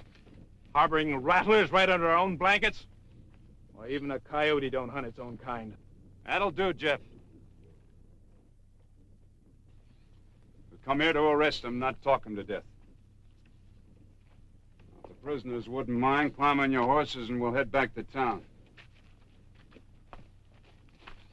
You're our game, Wyatt. You're not gonna have him. You know how I feel. You'll have to swallow your feelings, Jeff. I'm taking them in. Get on those horses. Jimmy, start herding them back to town. All right, hold it. I think you know better than to make any gunplay, Jeff. All right, Herb. But it's not because I'm afraid of you. It's because you're here as kind of a friend. And this cow camp, rough as it is home. And nobody likes to mess up his home with dead visitors. I appreciate your hospitality, Jeff. Come on, get him going.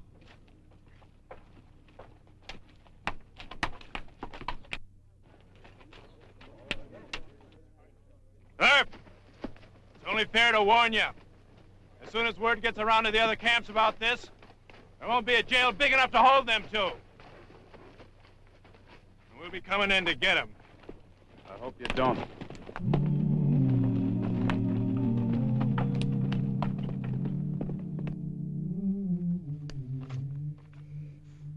All there? Oh, every dollar, Wyatt. I'm telling you, sir, every businessman in town ought to be grateful for what you've done. Wyatt? The cowhands are gathering on the creek like they're fixing to raid the town. Huh? Mr. Rupp, do you mind if I use your place for a meeting? Meeting? What for? I want to find out just how grateful you businessmen will be when I ask you to start shooting your best customers. Well, what's up? What do you mean? Thanks. Knew you wouldn't mind. A meeting? Now, wait a minute.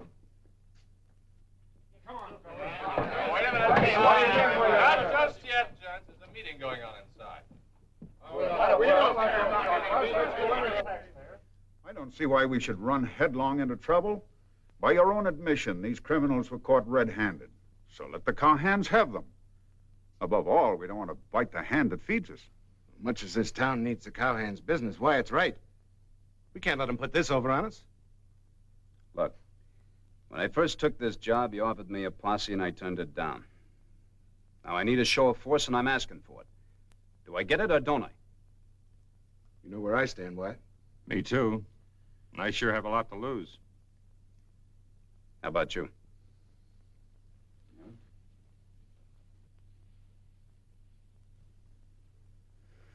How about the rest of the businessmen? They're not here. I suppose that means they're on the fence. Well, if I don't get enough men, I'll go out there alone. And gentlemen, if I do that, I'm through. I'll either resign or I'll be dead. Which in either event will leave us entirely to the mercy of the mob. Is that what you men want? Then I'll close my newspaper as of now. The one record I'll never print is the day that Wichita turned yellow. Now, just a minute, Murdoch. I didn't exactly say I wouldn't. Well, what are we waiting for? Come on, let's go talk to the rest of the businessmen. Well, at least now we'll get an answer.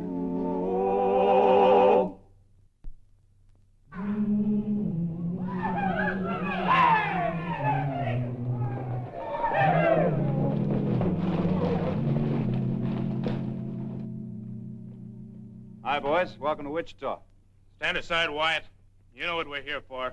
Sure, I know what you're here for. You're here to have fun. That's exactly what you're going to get, Jeff. Any way you want it. And they're all your friends ready to give it to you. The merchants, restaurant owners, saloon keepers. Each of them with just one aim in life, and that's to give you gents anything you want.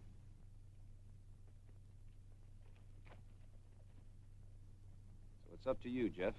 You and your friends. What do you mean it's up to us? Whether you come into town with guns or without them. If you want to come with them, you have to come shooting. Today you got a choice. We didn't figure the whole town would turn on us, Jeff. This is different. You heard the marshal. How do you vote? No use running head on into a militia. Them two robbers just ain't worth the risk. Everybody feel the same way? Yeah! Come on, fellows, let's have fun. Where do you want us to leave the guns, Wyatt? Just drop your belts in the street, Jeff. You can pick them up at the Texas house on the way out of town.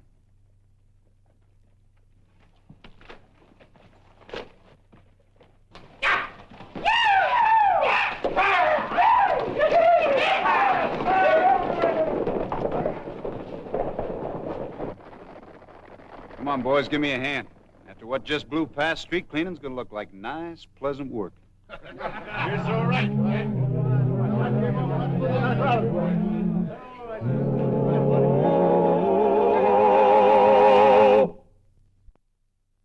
Well, he cleaned up the country, the old Wild West country. He made law and order prevail.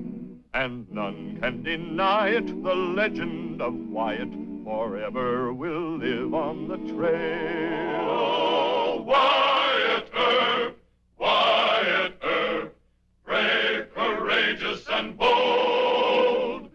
Long live his fame, and long live his glory, and long may his story be told. Wyatt Earp, Wyatt Earp, brave, courageous, and bold. Long live his fame, and long live his glory, and long may his story be told.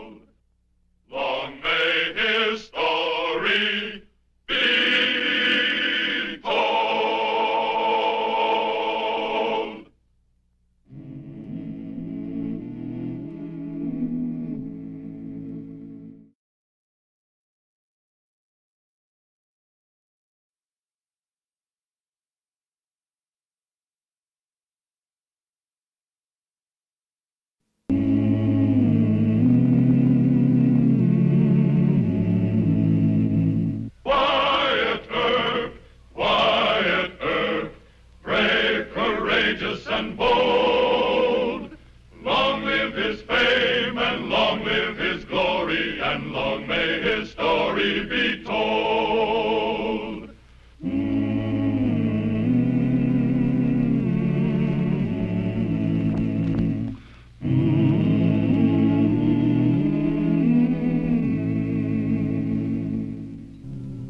When Marshal Wyatt Earp moved on to Dodge City after taming Wichita, he found that Dodge was a right mean little town. The phrase right mean little town is frontier understatement. Dodge City in 1876 was tougher than Ellsworth, Wichita, Hayes, or Abilene at their worst. 2 months was a long time for a marshal to last in Dodge. In less than 2 years, 85 bodies had been planted in the town cemetery, known as Boot Hill. It was called Boot Hill because its residents died with their boots on. The gamblers, the painted ladies, and the gunfighters of Dodge were betting that Mr. Wyatt Earp would be the next occupant of Boot Hill. There's many a gallant man struck down by an outlaw's hand, buried there on Boot Hill. And under the same blue sky, both evil and good men lie, side by side on Boot Hill. Once they shared the earth with free men, but they learned to hate and kill. Now they share the earth with dead men on Boot Hill. So traveler, walk with care, or you and those boots you wear may tomorrow be in their company, lying cold and still on Boot Hill. Al Treadway, killed by Marshal William Rivers. No more rivers to cross. Oh, howdy. Howdy. You related to the deceased? Oh, no, I'm just coming into town. Thought I'd stop by. This is your Boot Hill, huh? That's right, mister. I'm Pete Bradshaw. I'm the sexton. I guess that's what you'd call it, but mostly I just dig graves. You got a funeral today, huh? Well, it ain't certain. The boys told me to get a grave ready. They aim to kill this new marshal that's coming here, Wyatt Earp. Oh? Yeah.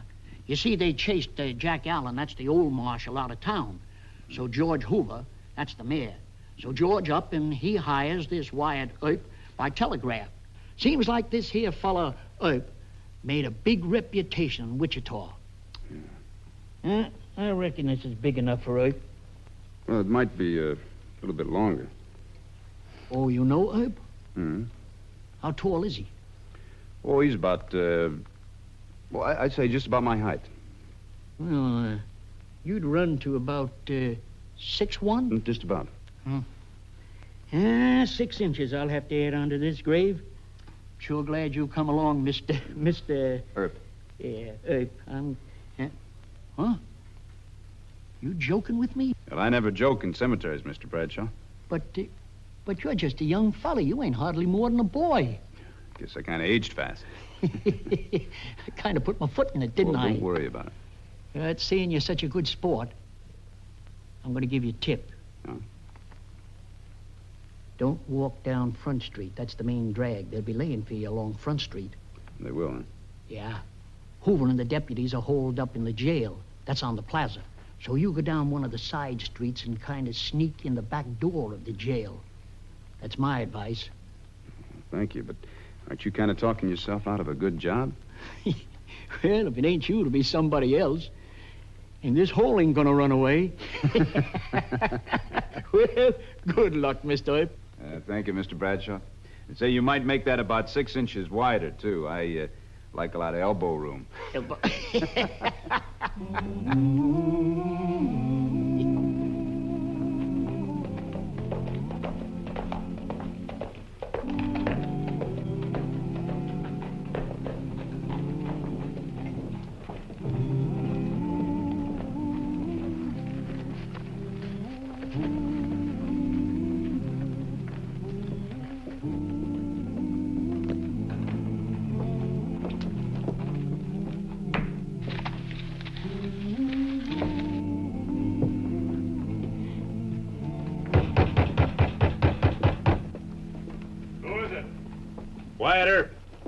like to talk to Mayor Hoover.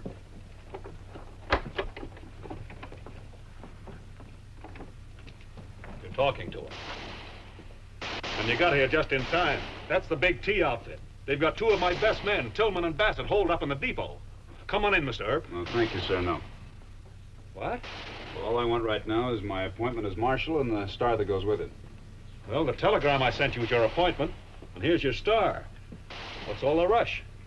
Well, I gotta take a little walk down Front Street. I understand the boys are expecting me, and I kind of hate to disappoint them. What about Tillman and Bassett? Oh, that can wait for a half hour or so. Thank you, Mr. Mayor. See you soon. I hope.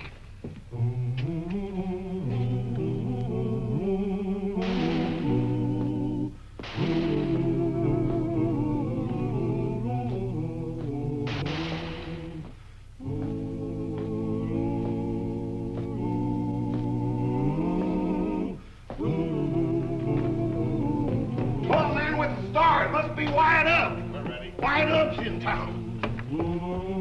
Wyatt Up is in.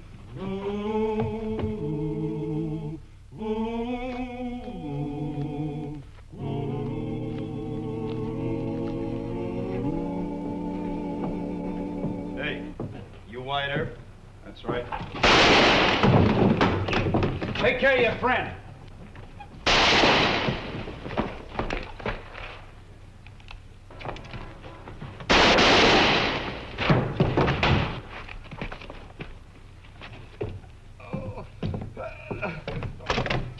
Stop moaning. You're not hurt that bad. Here, plug it up with that. Go see the doc. Hold it!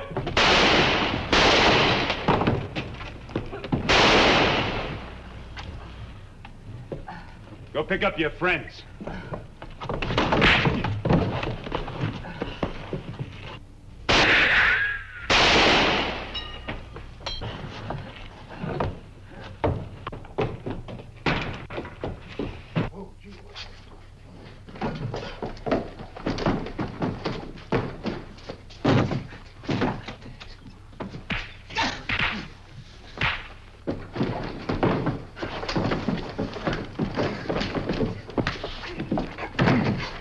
Bushwhackers. Anybody else that doesn't like the new marshal?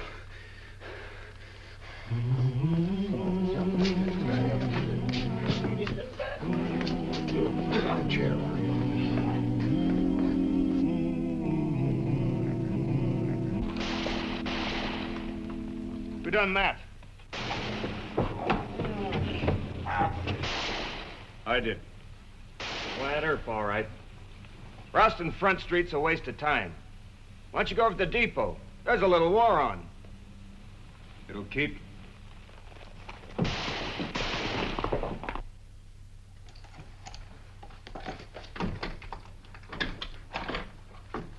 Never seen anything like that before. Took a lot of nerve walking Front Street alone.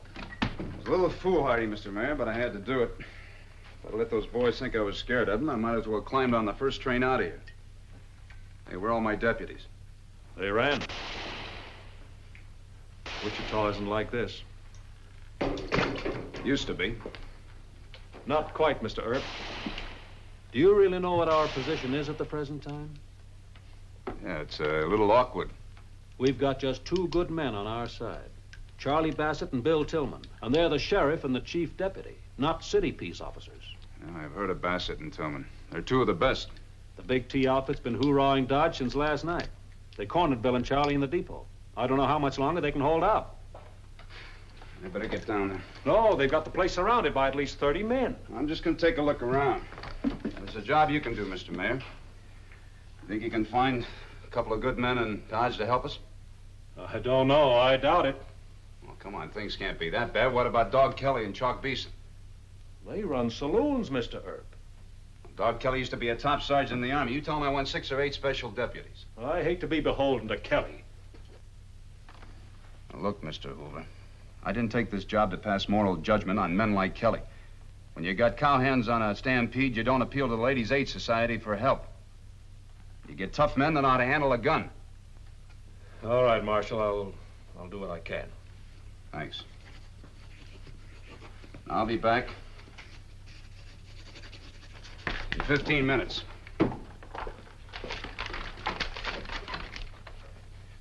You have me some deputies.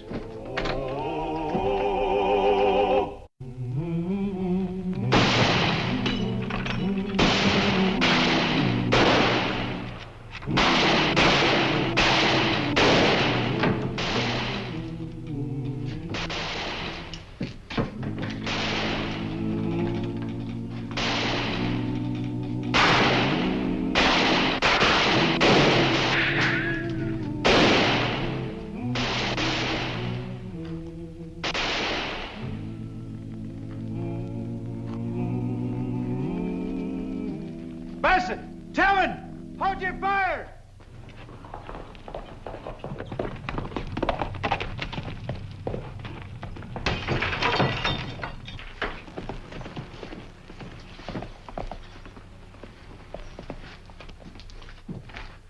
Who was that fella?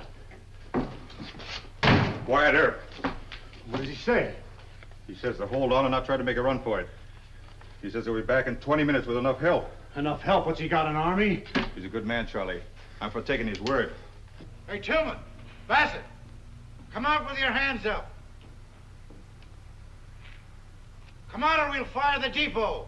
How many cartridges you got left? A couple of dozen. They won't last 20 minutes. All right, get the torches.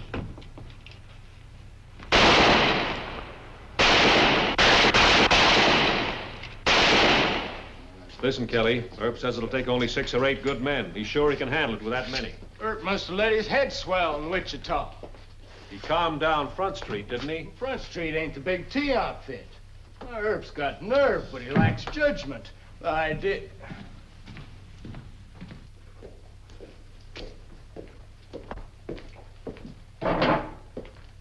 Mr. Kelly won't throw in with us, Marshal.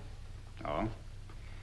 I thought you had an honorable discharge from the Army, Master Sergeant Kelly. Now, don't you try to shame me into being a hero. I'm too old for that. I see that now. Oh, you do? But I haven't got any time to argue with you. Are you going to get me those men? No.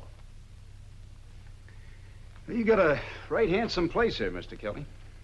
Well, cost me a few thousand just to furnish the bar. I got some more stuff coming from the east. Oh, that's too bad. Well, when that big T outfit gets done killing Bassett and Tillman, they'll start shooting up Front Street. Your place ought to be about first in line. Yeah, sure like those lamps. And then I think they'd go for the mirror. No, wait a minute. All right. You're going to get me those men and 50 sticks of dynamite. How soon you want them? 5 minutes. Over at the jail.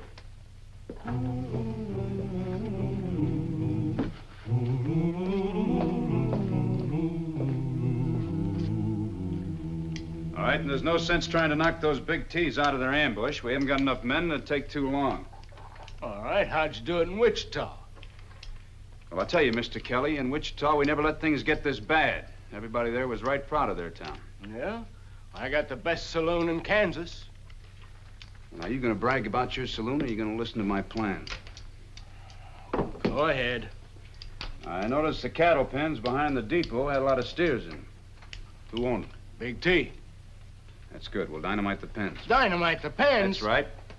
It's the only way to run out the big T's. They'll be so busy chasing steers, they'll stop shooting at Tillman and Bassett. All right, but let me warn them what we aim to do first. Those boys are my customers. Mr. Kelly, I don't care anything about your saloon trade. They're shooting at peace officers. Now, are you with me, or do I go in there alone? Earp, you're the most violent peace officer I ever met in my life. But we're with you. Good. All right, all of you grab a couple of bundles. Bassett! Tillman! Come on all over with your hands up! How many we got left? Just 4 apiece, Charlie. Earp's not coming. Let's go out and make these 8 shots count. Come out or we'll fire the depot! All right. Get the torch. All right, you 3, take the north side. You 2 come with me. You know what to do, let's go! Cover us.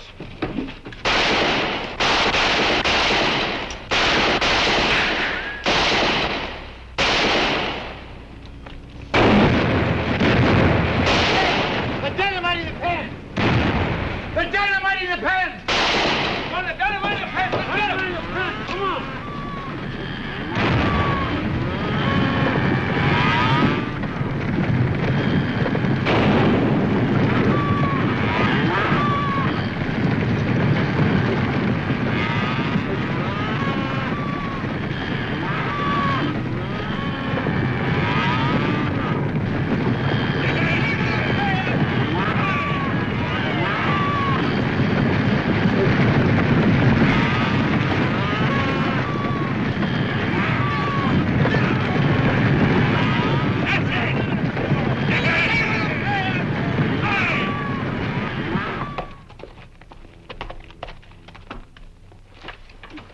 Bassett, Tillman, it's Earp.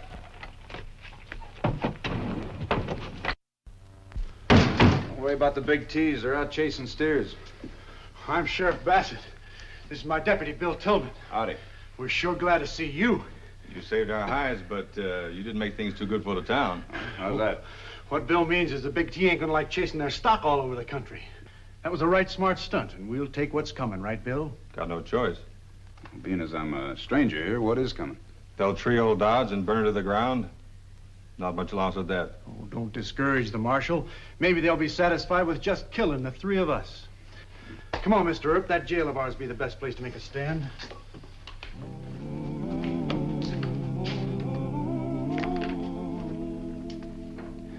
Mr. Mayor, I think this is all wrong. All wrong? When you hired me as the marshal of Dodge, I took for granted it was a town. It is. I'm sorry. Looks like a small fort in Apache country. Here we sit holed up while the big T's are making up their mind whether we're going to live or die. I told you they wouldn't like it. Us dynamiting the cattle pens. Why should we care what they like? They're just a bunch of lawless hoodlums. Easy now, Wyatt. Look, we're either the law or we're nothing. But there's only so much we can do. Sure, I'm the sheriff of Ford County, and you're the marshal of Dodge. And that'll be carved on the head markers. You keep out of this, Bill. This fella's from Wichita, where it's been civilized for quite a spell. How old do you think Dodge City is? 11 or 12 years, how do I know? 4. In 1872, it was nothing but a tent camp and a few sod huts. You can't make a city in 4 years, Wyatt. And you can't go against an outfit like the Big T with a handful of guns. They outsmarted Bill and me. We went to the pens to check on rustled steers, and before we knew it, they had 30 Winchesters and Colts on us. I warned them. A cattle outfit like that is just a mob. Who heads up the Big T? Gus Andrews, wouldn't you say, Bill? He's their foreman and top gun. How good is he? Fast. Planted 6 in Boot Hill. He's got a lot of extra help now, Wyatt. Hey, Kelly and Hoover, I want to talk to you. Come on out here.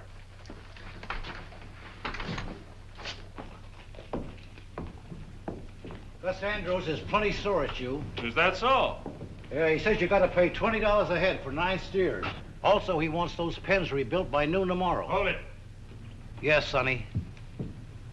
Gus Andrews isn't giving any orders to Mayor Hoover. You go tell Mr. Andrews that I want him for inciting a riot and for shooting at peace officers. Oh, no. Shut up! You tell Mr. Andrews to ride into Dodge alone and give himself up. If he's not here by sundown, I'm coming after him, you understand? Don't make me laugh.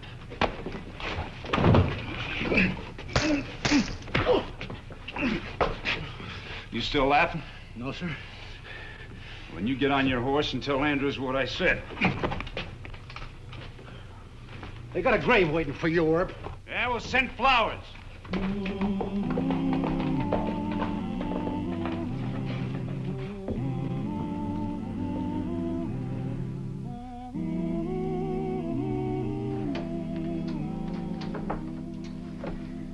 I reckon Mr. Andrews isn't coming into town. So where can I find him? Huh? Where can I find Mr. Andrews? I know, but I don't aim to tell you. Charlie's trying to save your life. Well, I'll ask around. Somebody ought to know where I can find the Big T outfit. Don't you know it's suicide riding into the Big T outfit? Maybe. Bill, you talk to him. No business of mine. Come on, it's your move. You made a reputation for yourself in Wichita and Ellsworth. What good's that going to do you if you wind up on Boot Hill? Well, I'll tell you, Mr. Bassett, I learned something in those towns. A mob isn't 20 men, 50 men, or 100 men. It's one man, its leader. In this case, it's Gus Andrews. That's why I'm going after him. Now, you can do me a big favor. Does Andrews have a high forehead or a low forehead? High. What brand of Stetson does he wear?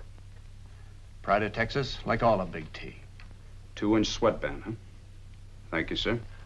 A pleasure meeting you, Mr. Tillman. I'll be at your funeral.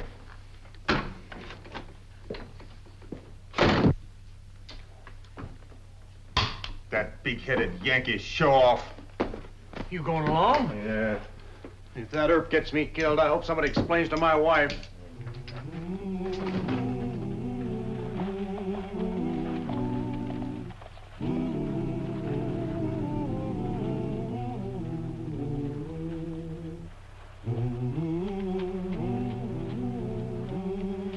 Where do they think they're going? After Gus Andrews. We ought to stop them. No.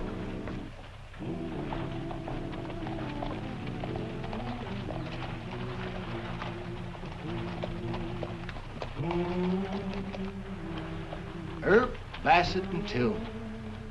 Well, there's a sight you maybe won't see again in your lifetime. Three greatest peace officers ever lived. San Antonio, we didn't have the trouble. These guys didn't want to. What year was that? Well, I don't know.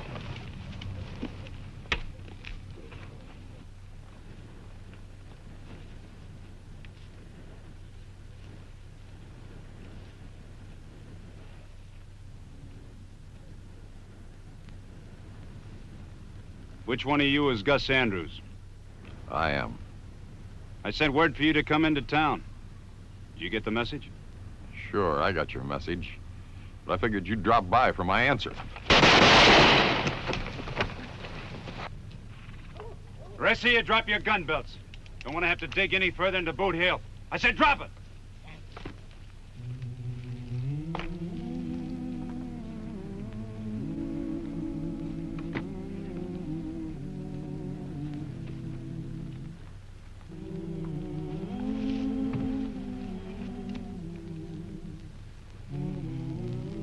Give me a hand with Gus. The other two are dead. What about Gus? He'll live. Just got a hurt head. Come on, give us a hand.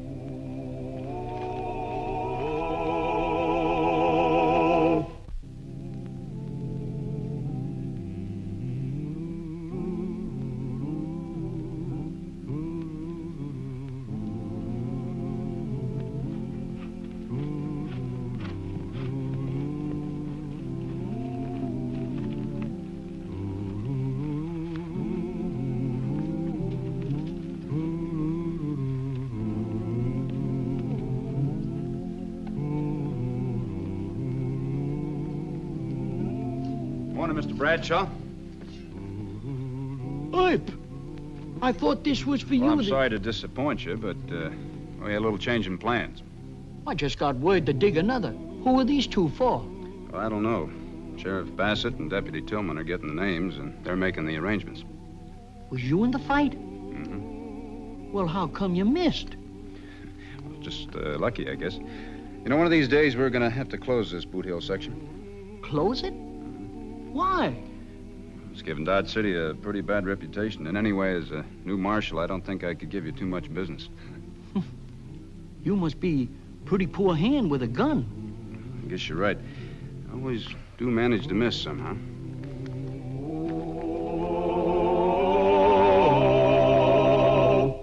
Well, he cleaned up the country, the old Wild West country. He made law and order prevail. And none can deny it, the legend of Wyatt forever will live on the trail. Oh, Wyatt Earp, brave, courageous, and bold. Long live his fame, and long live his glory, and long may his story be told. Wyatt Earp, brave, courageous, and bold. Long live his fame, and long live his glory, and long may his story be told. Long may his story be told.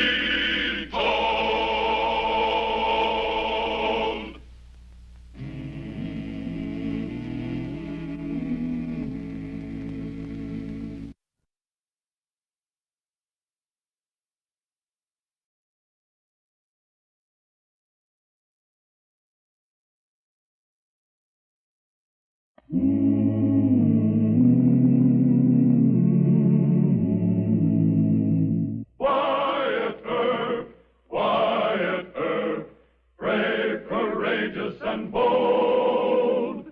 Long live his fame, and long live his glory, and long may his story be told.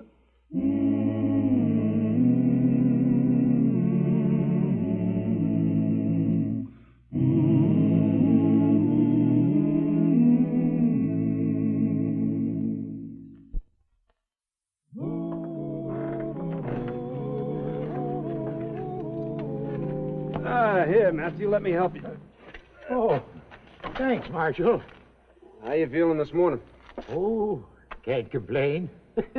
Maybe you could, but nobody'd listen. I wish everybody had that attitude. If they did, I wouldn't have to work at all. Good morning to you, Matthew. Morning.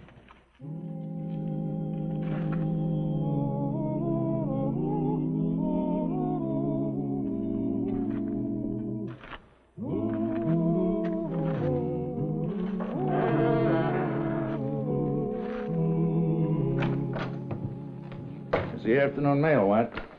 I haven't finished with this morning's yet. Yeah, here's one from Fort Leavenworth Prison. Know anybody there? Yeah, about half the fellows up there. Let's see it.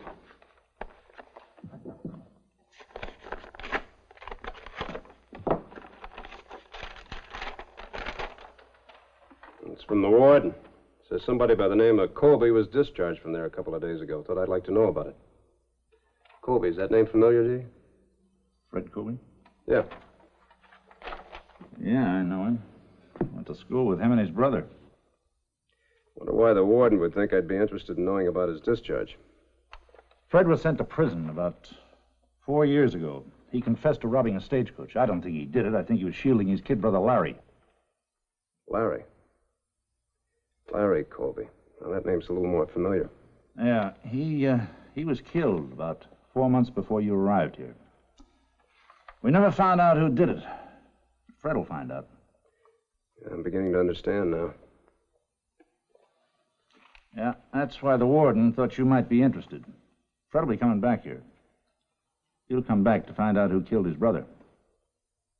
Well, tell me all you remember about the killing of his brother Larry. Well, not too much, Wyatt. Larry was always the sort of a kid who was in trouble. He was real handy with a gun. He finally got a half interest in the Alamo Saloon. Even going to marry Jake Antrim's daughter, but... Joan Antrim? Yeah. Nobody ever saw him do a day's work. Always had plenty of money. He was a strange sort of a fella.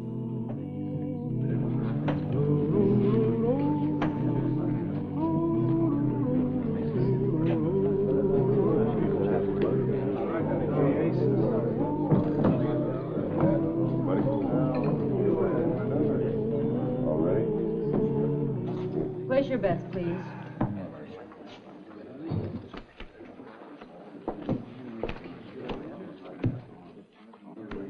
The name of the game, gentlemen. Something you want, Marshal? I'd like to speak to your father. I think you'll find him in his office. Thank you, Miss Antrim. Place your bets, please.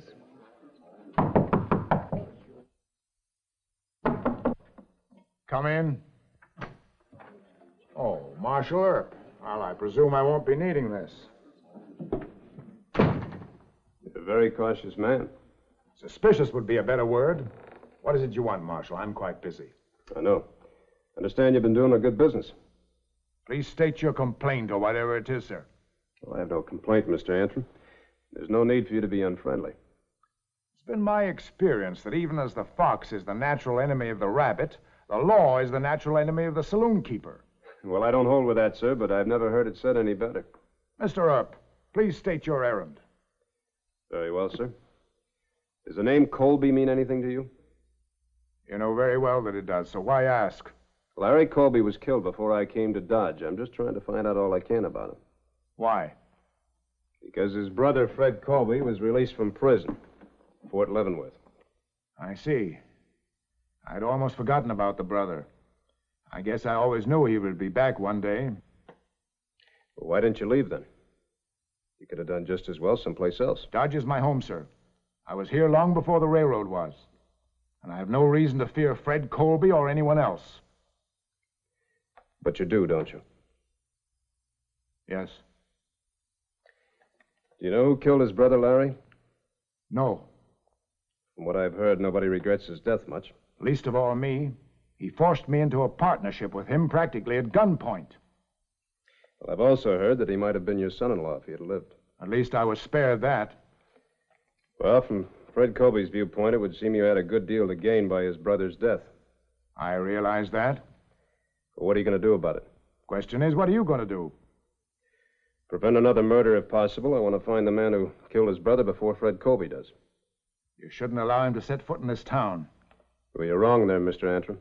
He's entitled to be here as long as he behaves himself. If I knew who killed Larry Colby, I wouldn't tell you. Now, why don't you just leave, Mr. Earp, and let me handle my own affairs? Well, just don't do it by shooting, or you'll be seeing me again. Good evening, Marshal. Good evening, Mr. Antrim. And thank you for your cooperation.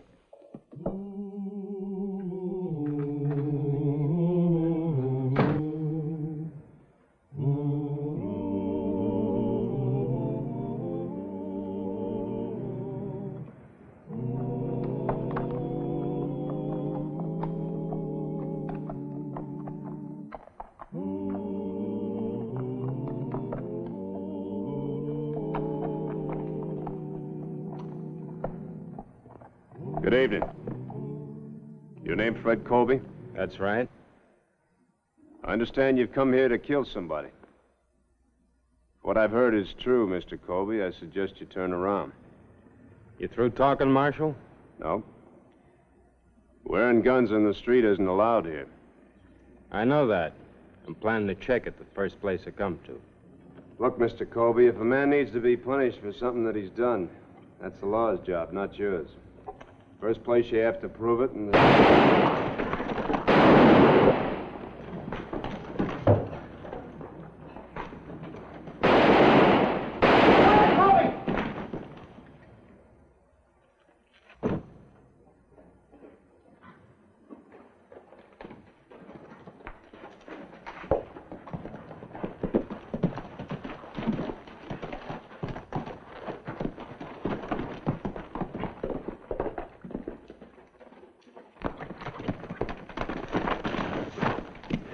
Well, whoever it was got away. Well, thanks for trying to get him anyway. It's all right. I'll go get your horse. In the meantime, why don't you walk over to the jail office and wait for me? I'd like to finish our talk. You arresting me? No, Mr. Colby, I just want to talk to you. You might check your gun with my deputy, too. All right. See you there.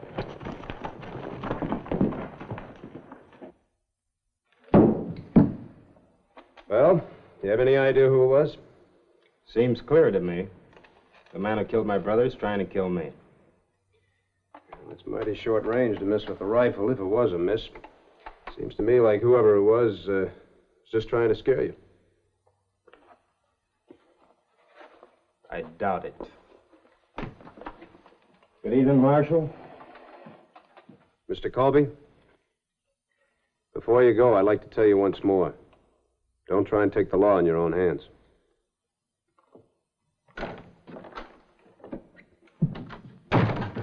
I checked his gun. The one he was wearing, you mean? Well, there are a lot of ways to kill. If a man really wants to. You think we ought to lock him up or make him leave town? What charge? Being named Colby? No, you just keep an eye on him. If he leaves the hotel before morning, come tell me. Yes, sir. Hal, don't plan on preventing a crime by shooting Colby. A deputy can be just as guilty of murder as anybody else. You know I wouldn't do a thing like that. I know, Hal. You want to keep the peace just as much as I do. Just don't let it bother you. We'll do the best we can. Sure. Night, Wyatt. Good night.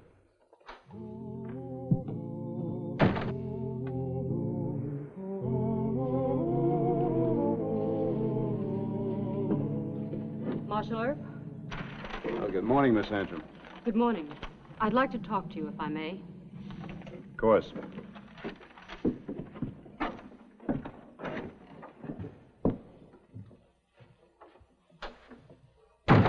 Sit down. Want some coffee? No, thank you. Marshal, I understand Fred Colby's in town. Well, news travels fast. We citizens of Dodge like to help each other, whether the law does or not. Just what do you mean by that, ma'am? You're fine at throwing drunken cowhands in jail. But when it comes to the protection we pay you for, you do nothing. Has Mr. Colby been bothering you or your father, Miss Antrim? He will be. Everyone in town knows that, except you. His name's Colby, isn't it? Well, I understand that your name was almost Colby. Marshal, if you don't do something about that killer, somebody else will.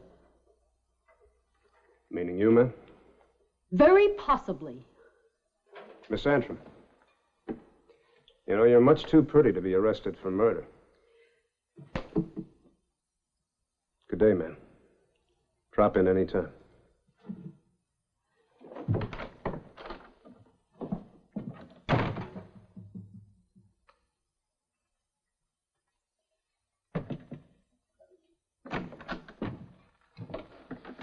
Colby just left the cafe down the street. He's headed for the Alamo Saloon. All right. I'll go around back of the saloon. You stay on the street. If there's any shooting, you come on in.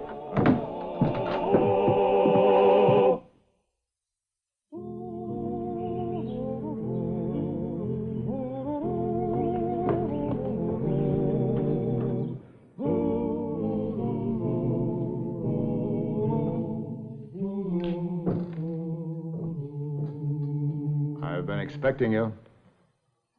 I imagine you have. Well? You know why I'm here, Antrim. To kill me, I suppose. You killed my brother. I didn't, but he deserved killing. He was your partner. Sent me a copy of your agreement with him. Do you have it with you? Yeah. I'll buy it back from you. All right. Does $3,000 sound like a fair price to you? That's, more money than I ever had. You're entitled to your brother's holdings. I certainly don't wish for another Colby as a partner. And since you can't buy me out, I'll buy you out. You mean buy me off, don't you? Do you want the money or don't you? I'll decide later. In the meantime, I'll do what I came here to do. Find out who killed my brother. You're the man I'm looking for. All the money in the world won't save you. Miss Antrim, you're under arrest for attempted murder. Father!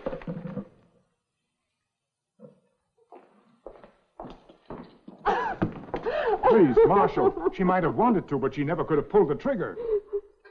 That'll be decided by the judge, Mr. Antrim. Did you really mean to kill me, Joan? Yes, Why? because you're a Colby. The same dirty, rotten breed as your brother. I don't understand this at all. When I left here, you and Larry were in love. You were going to get married. He never loved anyone but himself and money. He was a cruel, vicious killer, and you're no better. Miss Antrim, did your father kill Larry Colby?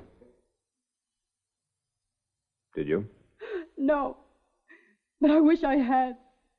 I wanted to, more than once. I'm sorry to hear that.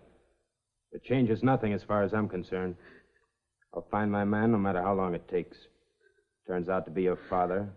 I'm sorry for you.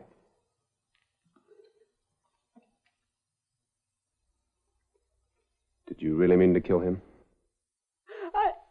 I don't know. Would have been quite an accomplishment if you had. It isn't loaded. I'll withdraw the charge of attempted murder. Thank you. Thank you, Marshal.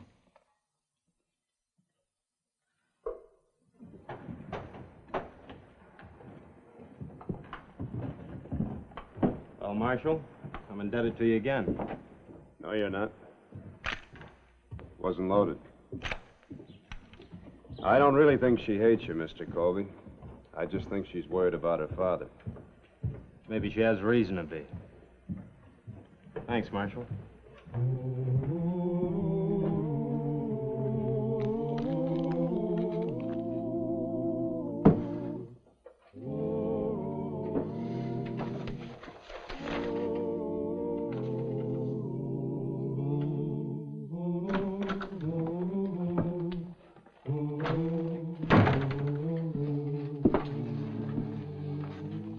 Still working on that 1872 file? Yeah, still at it. I finished 1871. Been trying to find out all I could about Larry Colby in town. Nobody remembers much about him, except they didn't like him. Figured he was mixed up with the law. Well, that's before I got a badge. Now, listen to this. He was drunk and disorderly a half a dozen times in 71, arrested on suspicion of horse stealing in April 72, released for lack of evidence. Wounded 2 men in a gunfight in June 72, self-defense. Killed a man in September 72, self-defense. Found dead the same month by person or persons unknown. Who was the man he killed in 72? A 19-year-old boy. Colby goaded him into drawing, then killed him. Did you see it? No, only 2 people saw it. The sheriff at the time and the boy's father. Is the father still living? Sure, you know him. Matthew, old Matthew at the livery stable. Shock almost killed the old man. Old Matthew, huh? I think I'll go down and have a talk with him. Oh, no, Wyatt, the old man's having trouble enough staying alive. No sense disturbing him too much. I'll try not to.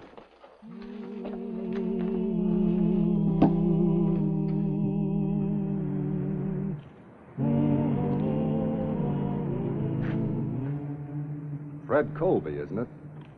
Yeah. I'm Pete Burley. Oh, sure. You're a friend of my brother's. His best friend. Did you find out who killed him? I sure tried. But outside of a pretty good hunch, I had nothing to go on. It couldn't have been anybody but Jake Antrim, the way it looked to me. How come you didn't do something about it? Well, Antrim had a lot of friends. I got shot at a couple of times, so the rest of the boys. The gang just sort of broke up without Larry to hold it together. I've been drifting around here ever since. What gang are you talking about, Burley? Didn't Larry ever write to you about us? There were 6 of us all together.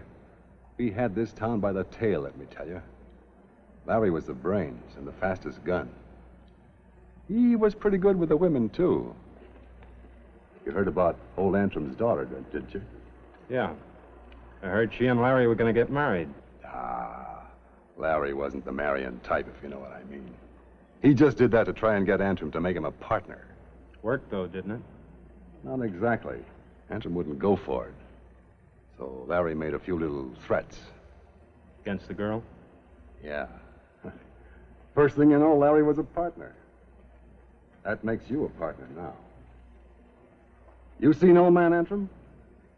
Yeah. How'd he take it? Not good. I didn't figure he would. Fred, I came up here figuring on taking up with you where I left off with Larry. How do you feel about it? Depends on what you mean. Oh, you know? No, I don't. Well, first we put in our own dealers at the saloon like before. And we take in twice as much. Then we get rid of old man Antrim altogether. You're a liar. What? I said you're a liar. Larry might have been wild, but he wasn't crooked. Boy, have you got a lot to learn about your kid brother. Shut up. You ain't got as much sense now as you had when they sent you up, have you? Out of my way, Burley. If Larry was alive right now, he'd spit on you. But since he ain't, I'm going to do it for him.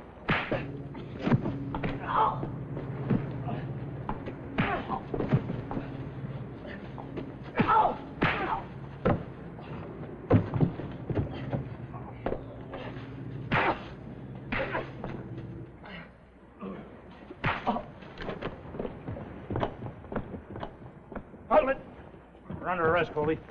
Get over to the jail, both of you. Come on.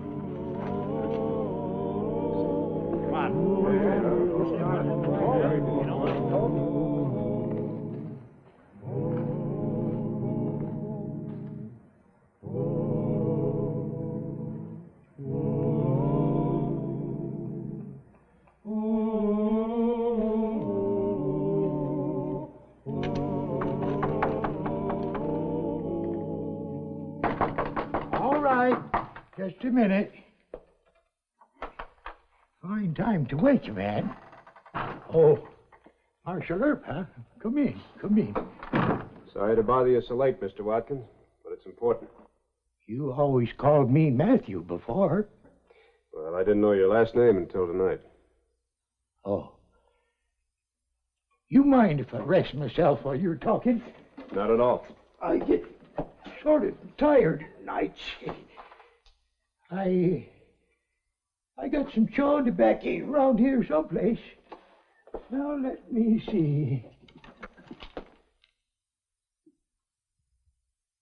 How'd you know I had that gun in there? Well, I've never seen you chew tobacco before, and you're a little old to start. Well, you're going to use that? I hope not.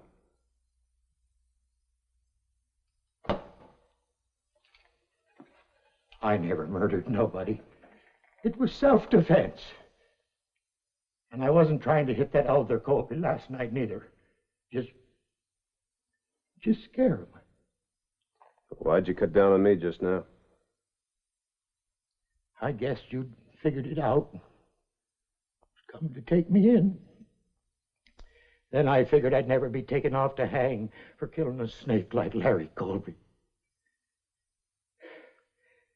But I guess it don't much matter now, one way or t'other. Anyway, I couldn't shoot you. You always been good to me. Mr. Watkins, I want you to come with me for a little while. I want you to talk to Fred Colby.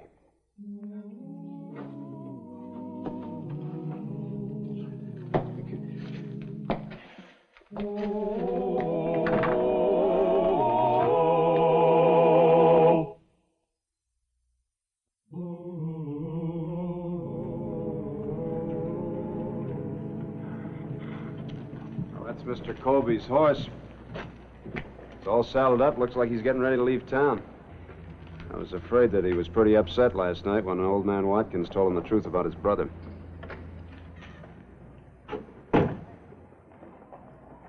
Morning, Mr. Colby. We'd like to talk to you for a moment. Morning. I was going to stop by and apologize to you for everything, including my brother. Then I figured that the sooner I got out of here, the happier everybody would be. Where you heading? I don't know. Someplace a good distance from here. Well, as long as you're not decided, I suggest you stay here in Dodge. I agree, and besides, I believe I owe you some money, Mr. Colby. No, you don't. I found out exactly how Larry got that partnership. That money doesn't belong to me any more than it did to him. I agree with the marshal, too. There's plenty of room in Dodge for you, and it was your home. Yeah, it's changed some. For the better, I think. Then you'll stay? Thanks. I'd like to think about it. Good. First we'll buy you some breakfast, boy, and then we'll talk over a few things. Oh, Marshal, won't you join us? I will a little later. I'll be checking it inside, Marshal. Thank you, Mr. Colby.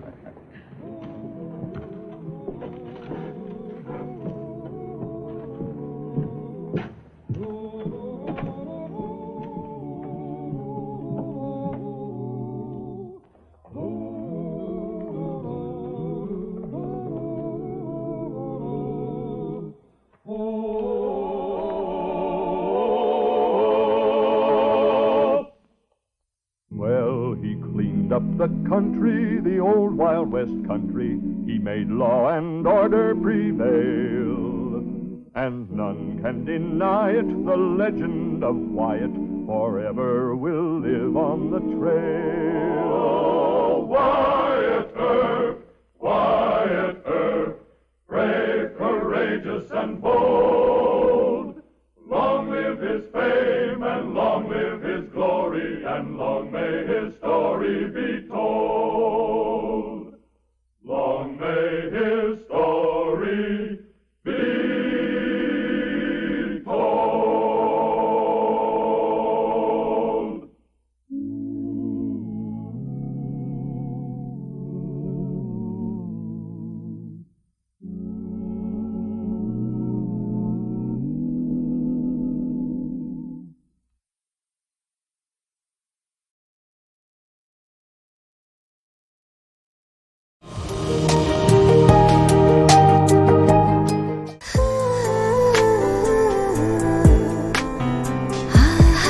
আপনি কিন্তু দেখতে যথেষ্ট সুন্দরী একজন মানুষ, দেখতে বেশ romantic, যেন শেক্সপিয়ারের নাটকের কোনো নায়িকার মতো। ভেবেছিলাম, কিন্তু আপনি তো পুরোটাই মর্মান্তিক। যে কোনো মানুষ আপনাকে দেখে মর্মাহত হতে পারে।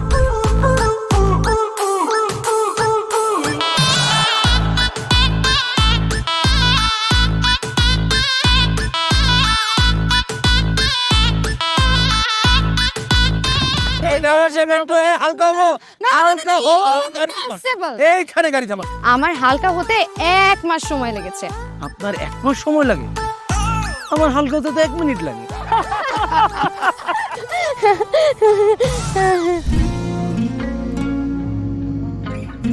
আমার কাছে মনে হয় জীবনসঙ্গী এমন হওয়া উচিত যার সাথে আপনি প্রতিটা মুহূর্ত উপভোগ করতে পারবেন, সারাক্ষণ খুনসুটিতে মেতে থাকতে পারবেন এবং তার মনে এমনভাবে বসবাস করবেন যে আপনার দিকে সে একটাবার তাকালেই বলে দিতে পারবে যে তার বেঁচে থাকার কারণই আপনি। পথে চলতে চলতে কথা বলতে বলতে কখন যেন হলে আমার জানি গল্পে গল্পে মিশে অল্পে অল্পে আমিও হয়ে গেছি তোমার। ছোট ছোট ভুল ফুটে হলো ফুল যে তোমাকে পেলাম, গুটি গুটি পাই স্বপ্নের নাই আমি ভেসে গেলাম। আপনি কি মনে করেছেন একজন মানুষ আমার জীবন থেকে চলে গিয়েছে এবং আপনি সেই সুযোগটা কাজে লাগিয়ে আপনার ফিলিংস গুলো আমার কাছে এক্সপ্রেস করবেন আর আমি সেটা হ্যাপিলি অ্যাকসেপ্ট করে নিব? এই হচ্ছে আপনার বন্ধুত্বের নমুনা? রোদের পাখি তোর শহরে আমার মনের স্বপ্ন ঘিরে, ওরে পাখি ওরে সারাক্ষণ তোর শহরে বৃষ্টি হলে ভিজে আমার মন।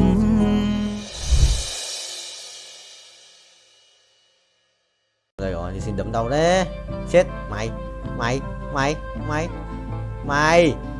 Ô. Ui. Chịu. Một chết không chết. Nhưng mà con quái tí giết con chít. Quái giết con chít xong là nó chết luôn. Quái chít chảy đau đấy. Chôn tao. Bài thằng này cũng khỏe à. Mà 29 chưa chết à? Sao rồi? Gặp cái thằng mạnh nhất rồi. Sao? Đây đi. Không có gì hết rồi. Thôi bài full rồi nhà xét cơ, đâu có xét. Thảo xét. Tí ăn thằng này à? Cái quả thì mình sẽ xếp bài lệch sang một chút thì sẽ được. Sẽ xét lui sang đó.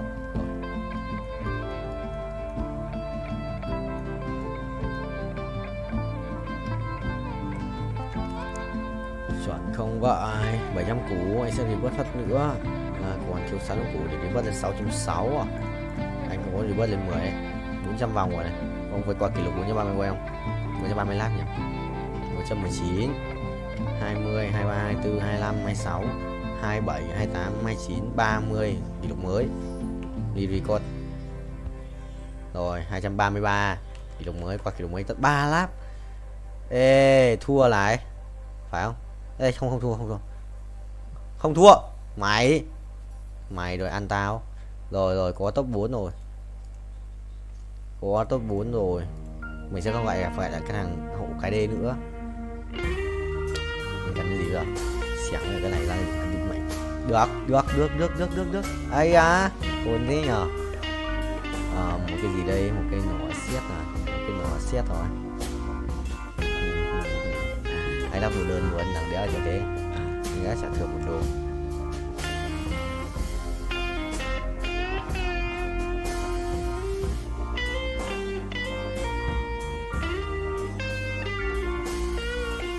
Xét cây đam phép à? Gặp cái thằng này à? Thằng này sẽ phải lưu xuống đây đi.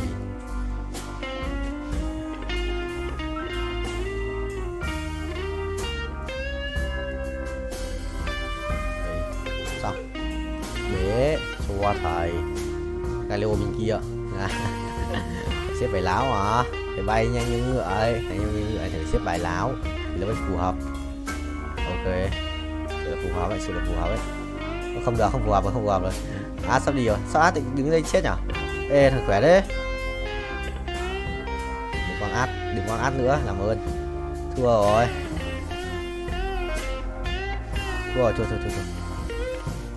Trừ mấy? Trừ 9 à? Trừ 9, binh top 3. Thằng kia bài ấy mạnh phết. Bài đéo gì tá cái tim. Khỏe. Không biết là khỏe. Chia anh mày biết. Mai cả tờ nhà anh nữa 134 ạ. Cũng biết lên cho nhiều phết. 135, 36, 160, 36 chuẩn. Léo ấy. Mày tích lẻ. Sắp 1 tiếng rồi. Hàng kia khởi động à? Hàng kia khởi động một mối à? Chân không? Đấu trường chân ái. Vẽ sự kiện 100 lap vào. Tôi vượt qua kỷ lục không ta? Sự cần vượt qua kỷ lục ấy 600 triệu coin thì đi vớt tiếp. Đéo bật auto thì vớt được. Đéo thì cũng tiền.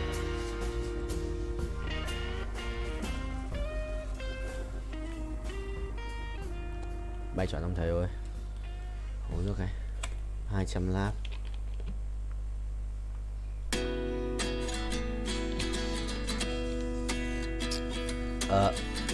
Chọn chưa? Ok, không nhận gì được. Đi ai?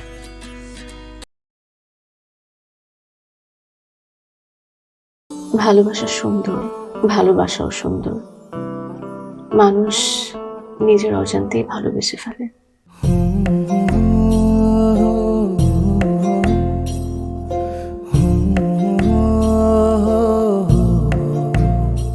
আমার মনে হয় কি জানেন, আপনার মতো জানাশোনা কাউকে না আমার বিয়ে করা উচিত। এটা কি উপলক্ষে? ম্যাডাম, ফুলটা গ্রহণ করুন, তারপরে বলতেছি।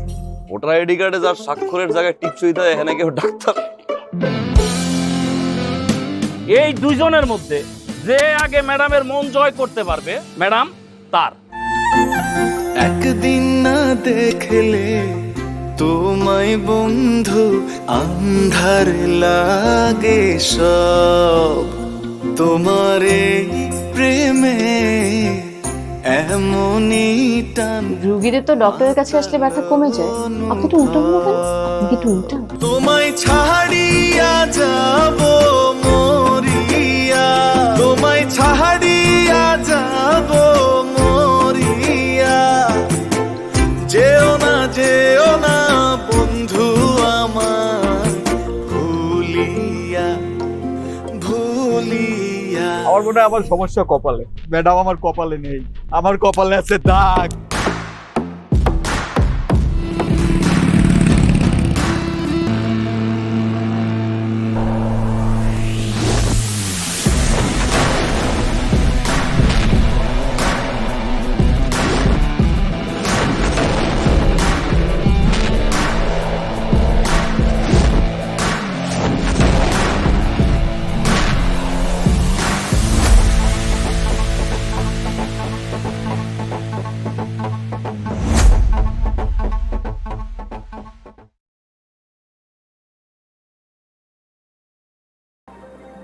Quà sinh nhật à?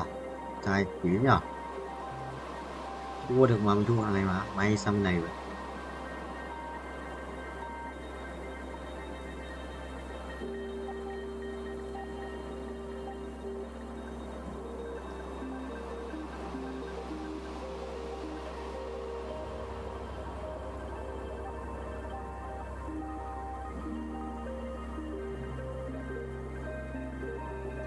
Ok, đấy, lại và để đã tự di chuyển, đã thể di chuyển, đã thể chỉnh hai bên là xong. Binh không ngoài, binh không ngoài, binh không thấy ơi, binh không thấy ơi, binh không thấy ơi, binh không thấy ơi, binh, ai á, chôn tao.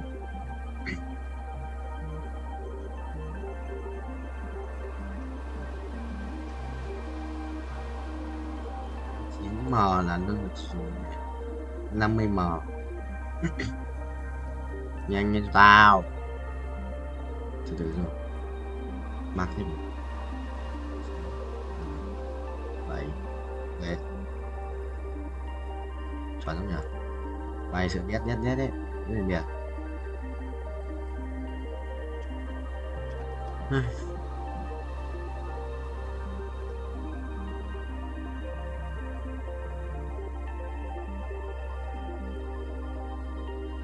Vậy gì hay à, mảnh rất nhiều mảnh nha, rất nhiều mảnh nha. Cung luôn mà, thôi xin cái mảnh lấy đồ cho ô ăn vậy. Thêm cái giáp máu nữa, khiếp, mấy cái mảnh cũng hết sạch mà.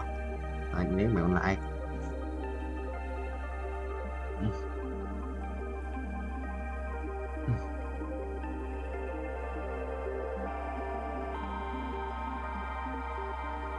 mày cho nhau, mày cho nhau,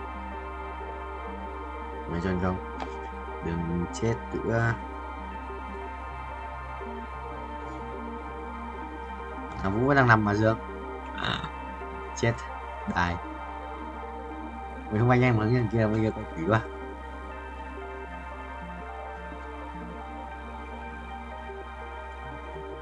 Nhiều đi quá à? Ai à? 200 lap không? 200 lap. 200 lap. 95 à? 195 lap à? Tính 200 lap đây. Wow.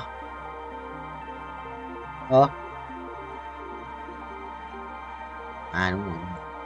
Nhầm.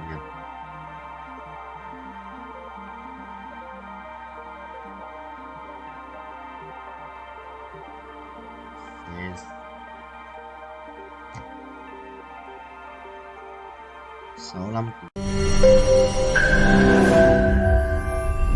তোমাকে 15 লাখ টাকাই দিতে হবে। তুমি যদি দিতে না পারো তোমার বাবাকে কল দাও। তোমার যত জমি জিরাত বাড়িতে যা যা আছে এগুলো বেচা হইলেও তোমরা আমাদের টাকা পাই পাই করে শোধ করবা।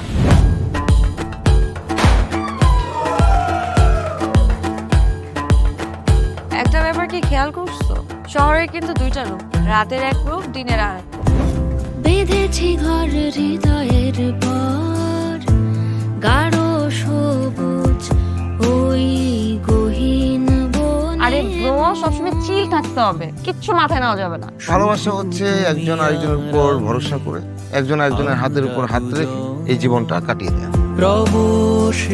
কিছু মানুষ এই রাত জেগে থাকে আর টাকার বিনিময়ে সুখ খোঁজে। বসুন। এখন তো সিরিয়াস হওয়া উচিত, তাই না?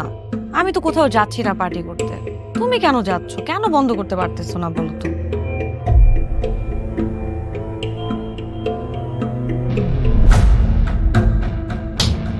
কার যে কোথায় সুখ সেটা তার প্রিয় মানুষটাও কখনো জানতে পারে না। পাশাপাশি তবু যাচ্ছি বিপরীতে, কাছাকাছি তবু যাচ্ছি বহু দূরে। Hi, you look good. Thank you.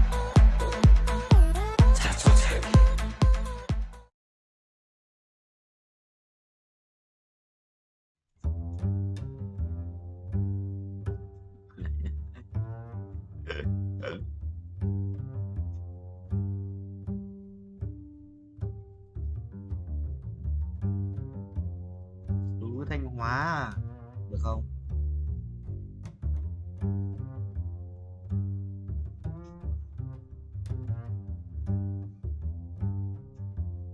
Quý à?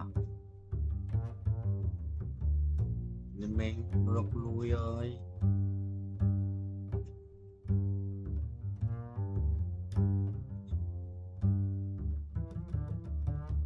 AD AD AD AD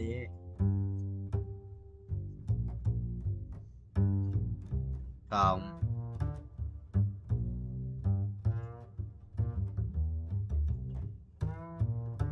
Flexible à?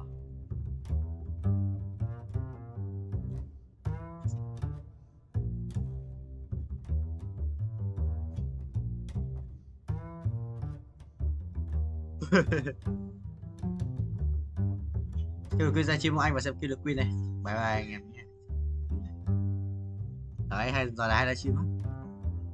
Chỉ vậy. Rồi nói sai đâu, ra cái chim này.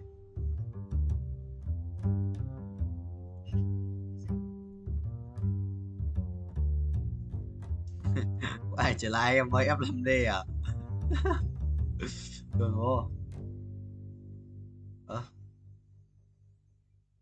Biểu hiện gì đây? Ôi rồi, đây à?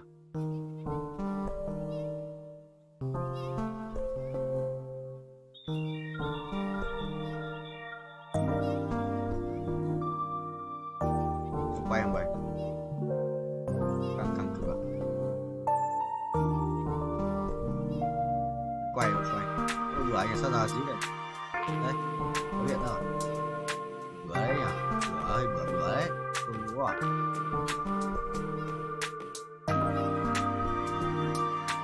Không được đi.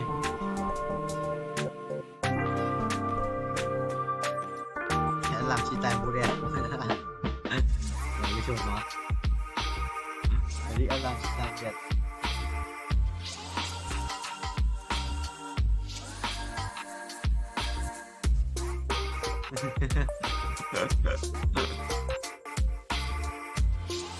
Bỏ chim ra bê đê à.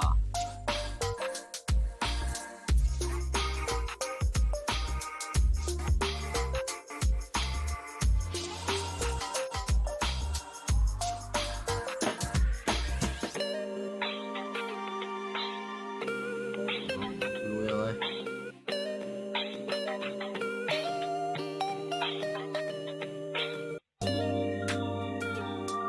Ba mươi bố.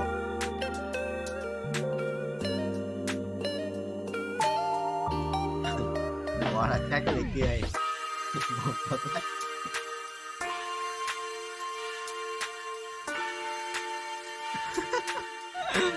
Quần đầu lách. Bách đầu lờ. Xin.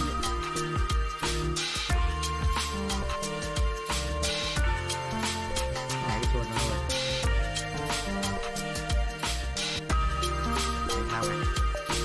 Lát lát gì?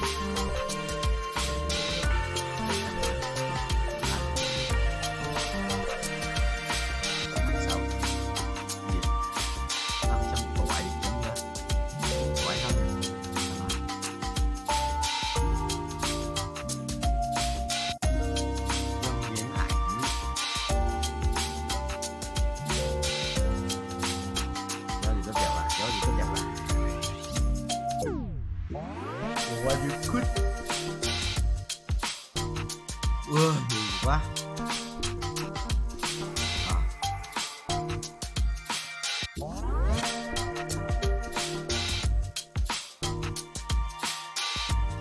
Lùi.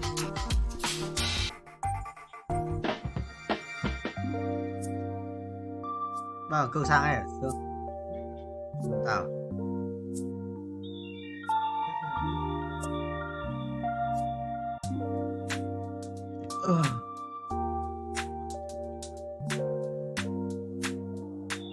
Rồi.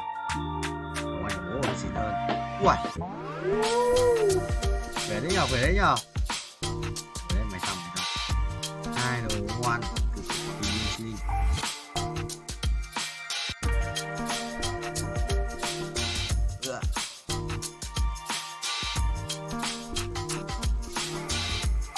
Gửi mấy ảnh bên kia. Mà mình cũng sắp chết rồi mà, mình đéo xả tiền thôi, hai con này lên thì nó sẽ 6 ra chứ, đến 6 rồi thì bình thường.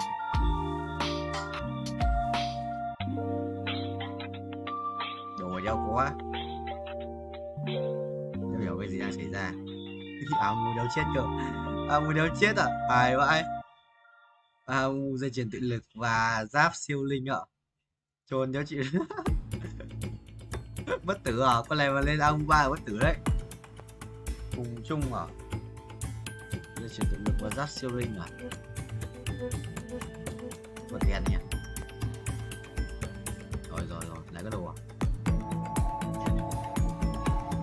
À, 3 đồ ăn rồi. Đéo được không?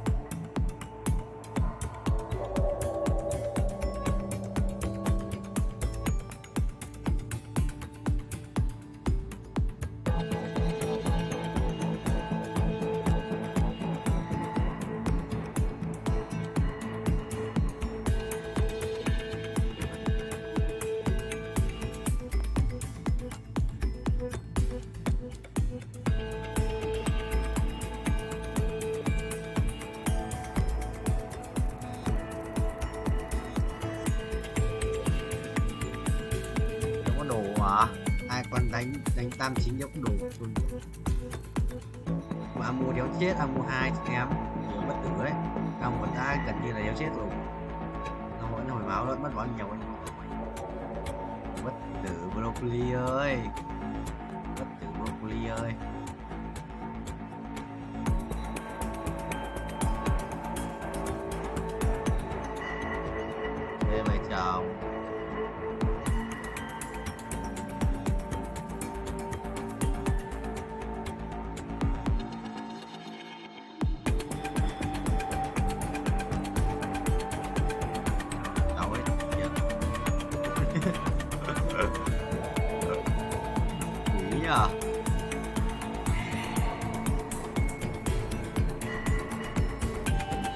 biết không? Mày thích biết không? Mày thích biết không? Mày thích biết không?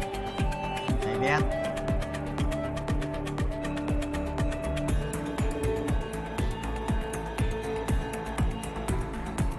Ơ, chắc à? Hy vọng thì làm gì để thất vọng hả Quang? Hy vọng nhiều thì thất vọng nhiều. Hy vọng nhiều thất vọng nhiều. Nhanh này. Nhiều đồ quá.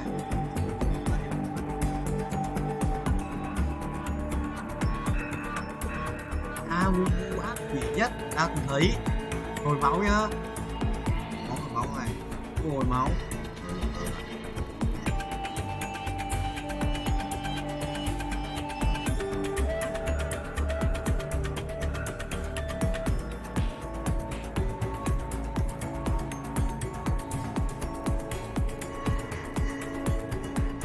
Tại lịch này. Phản sự làm chưa?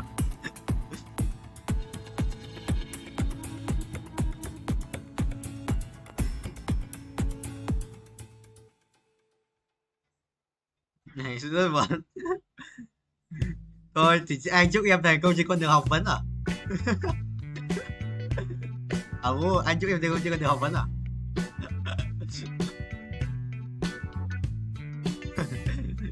Cái sự sỉ nhục không? Không cố được 0.5 nữa.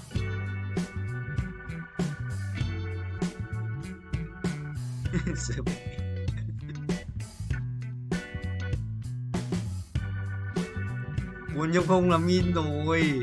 Rồi cô nói trả lời được là muốn nhục không rồi. Quý đâu mà trả lời được vẫn được 2 chấm với 3 chấm. Hay lắm rồi, hay lắm, 5 chấm. Rồi anh à.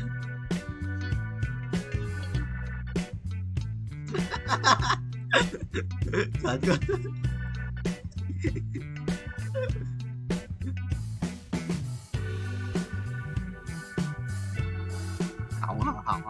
Hỏng à Phú.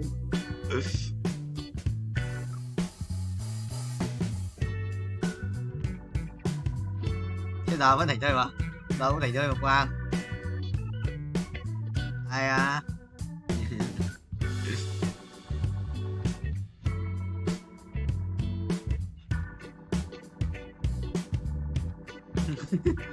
Sự thật thì vẫn là sự thật à?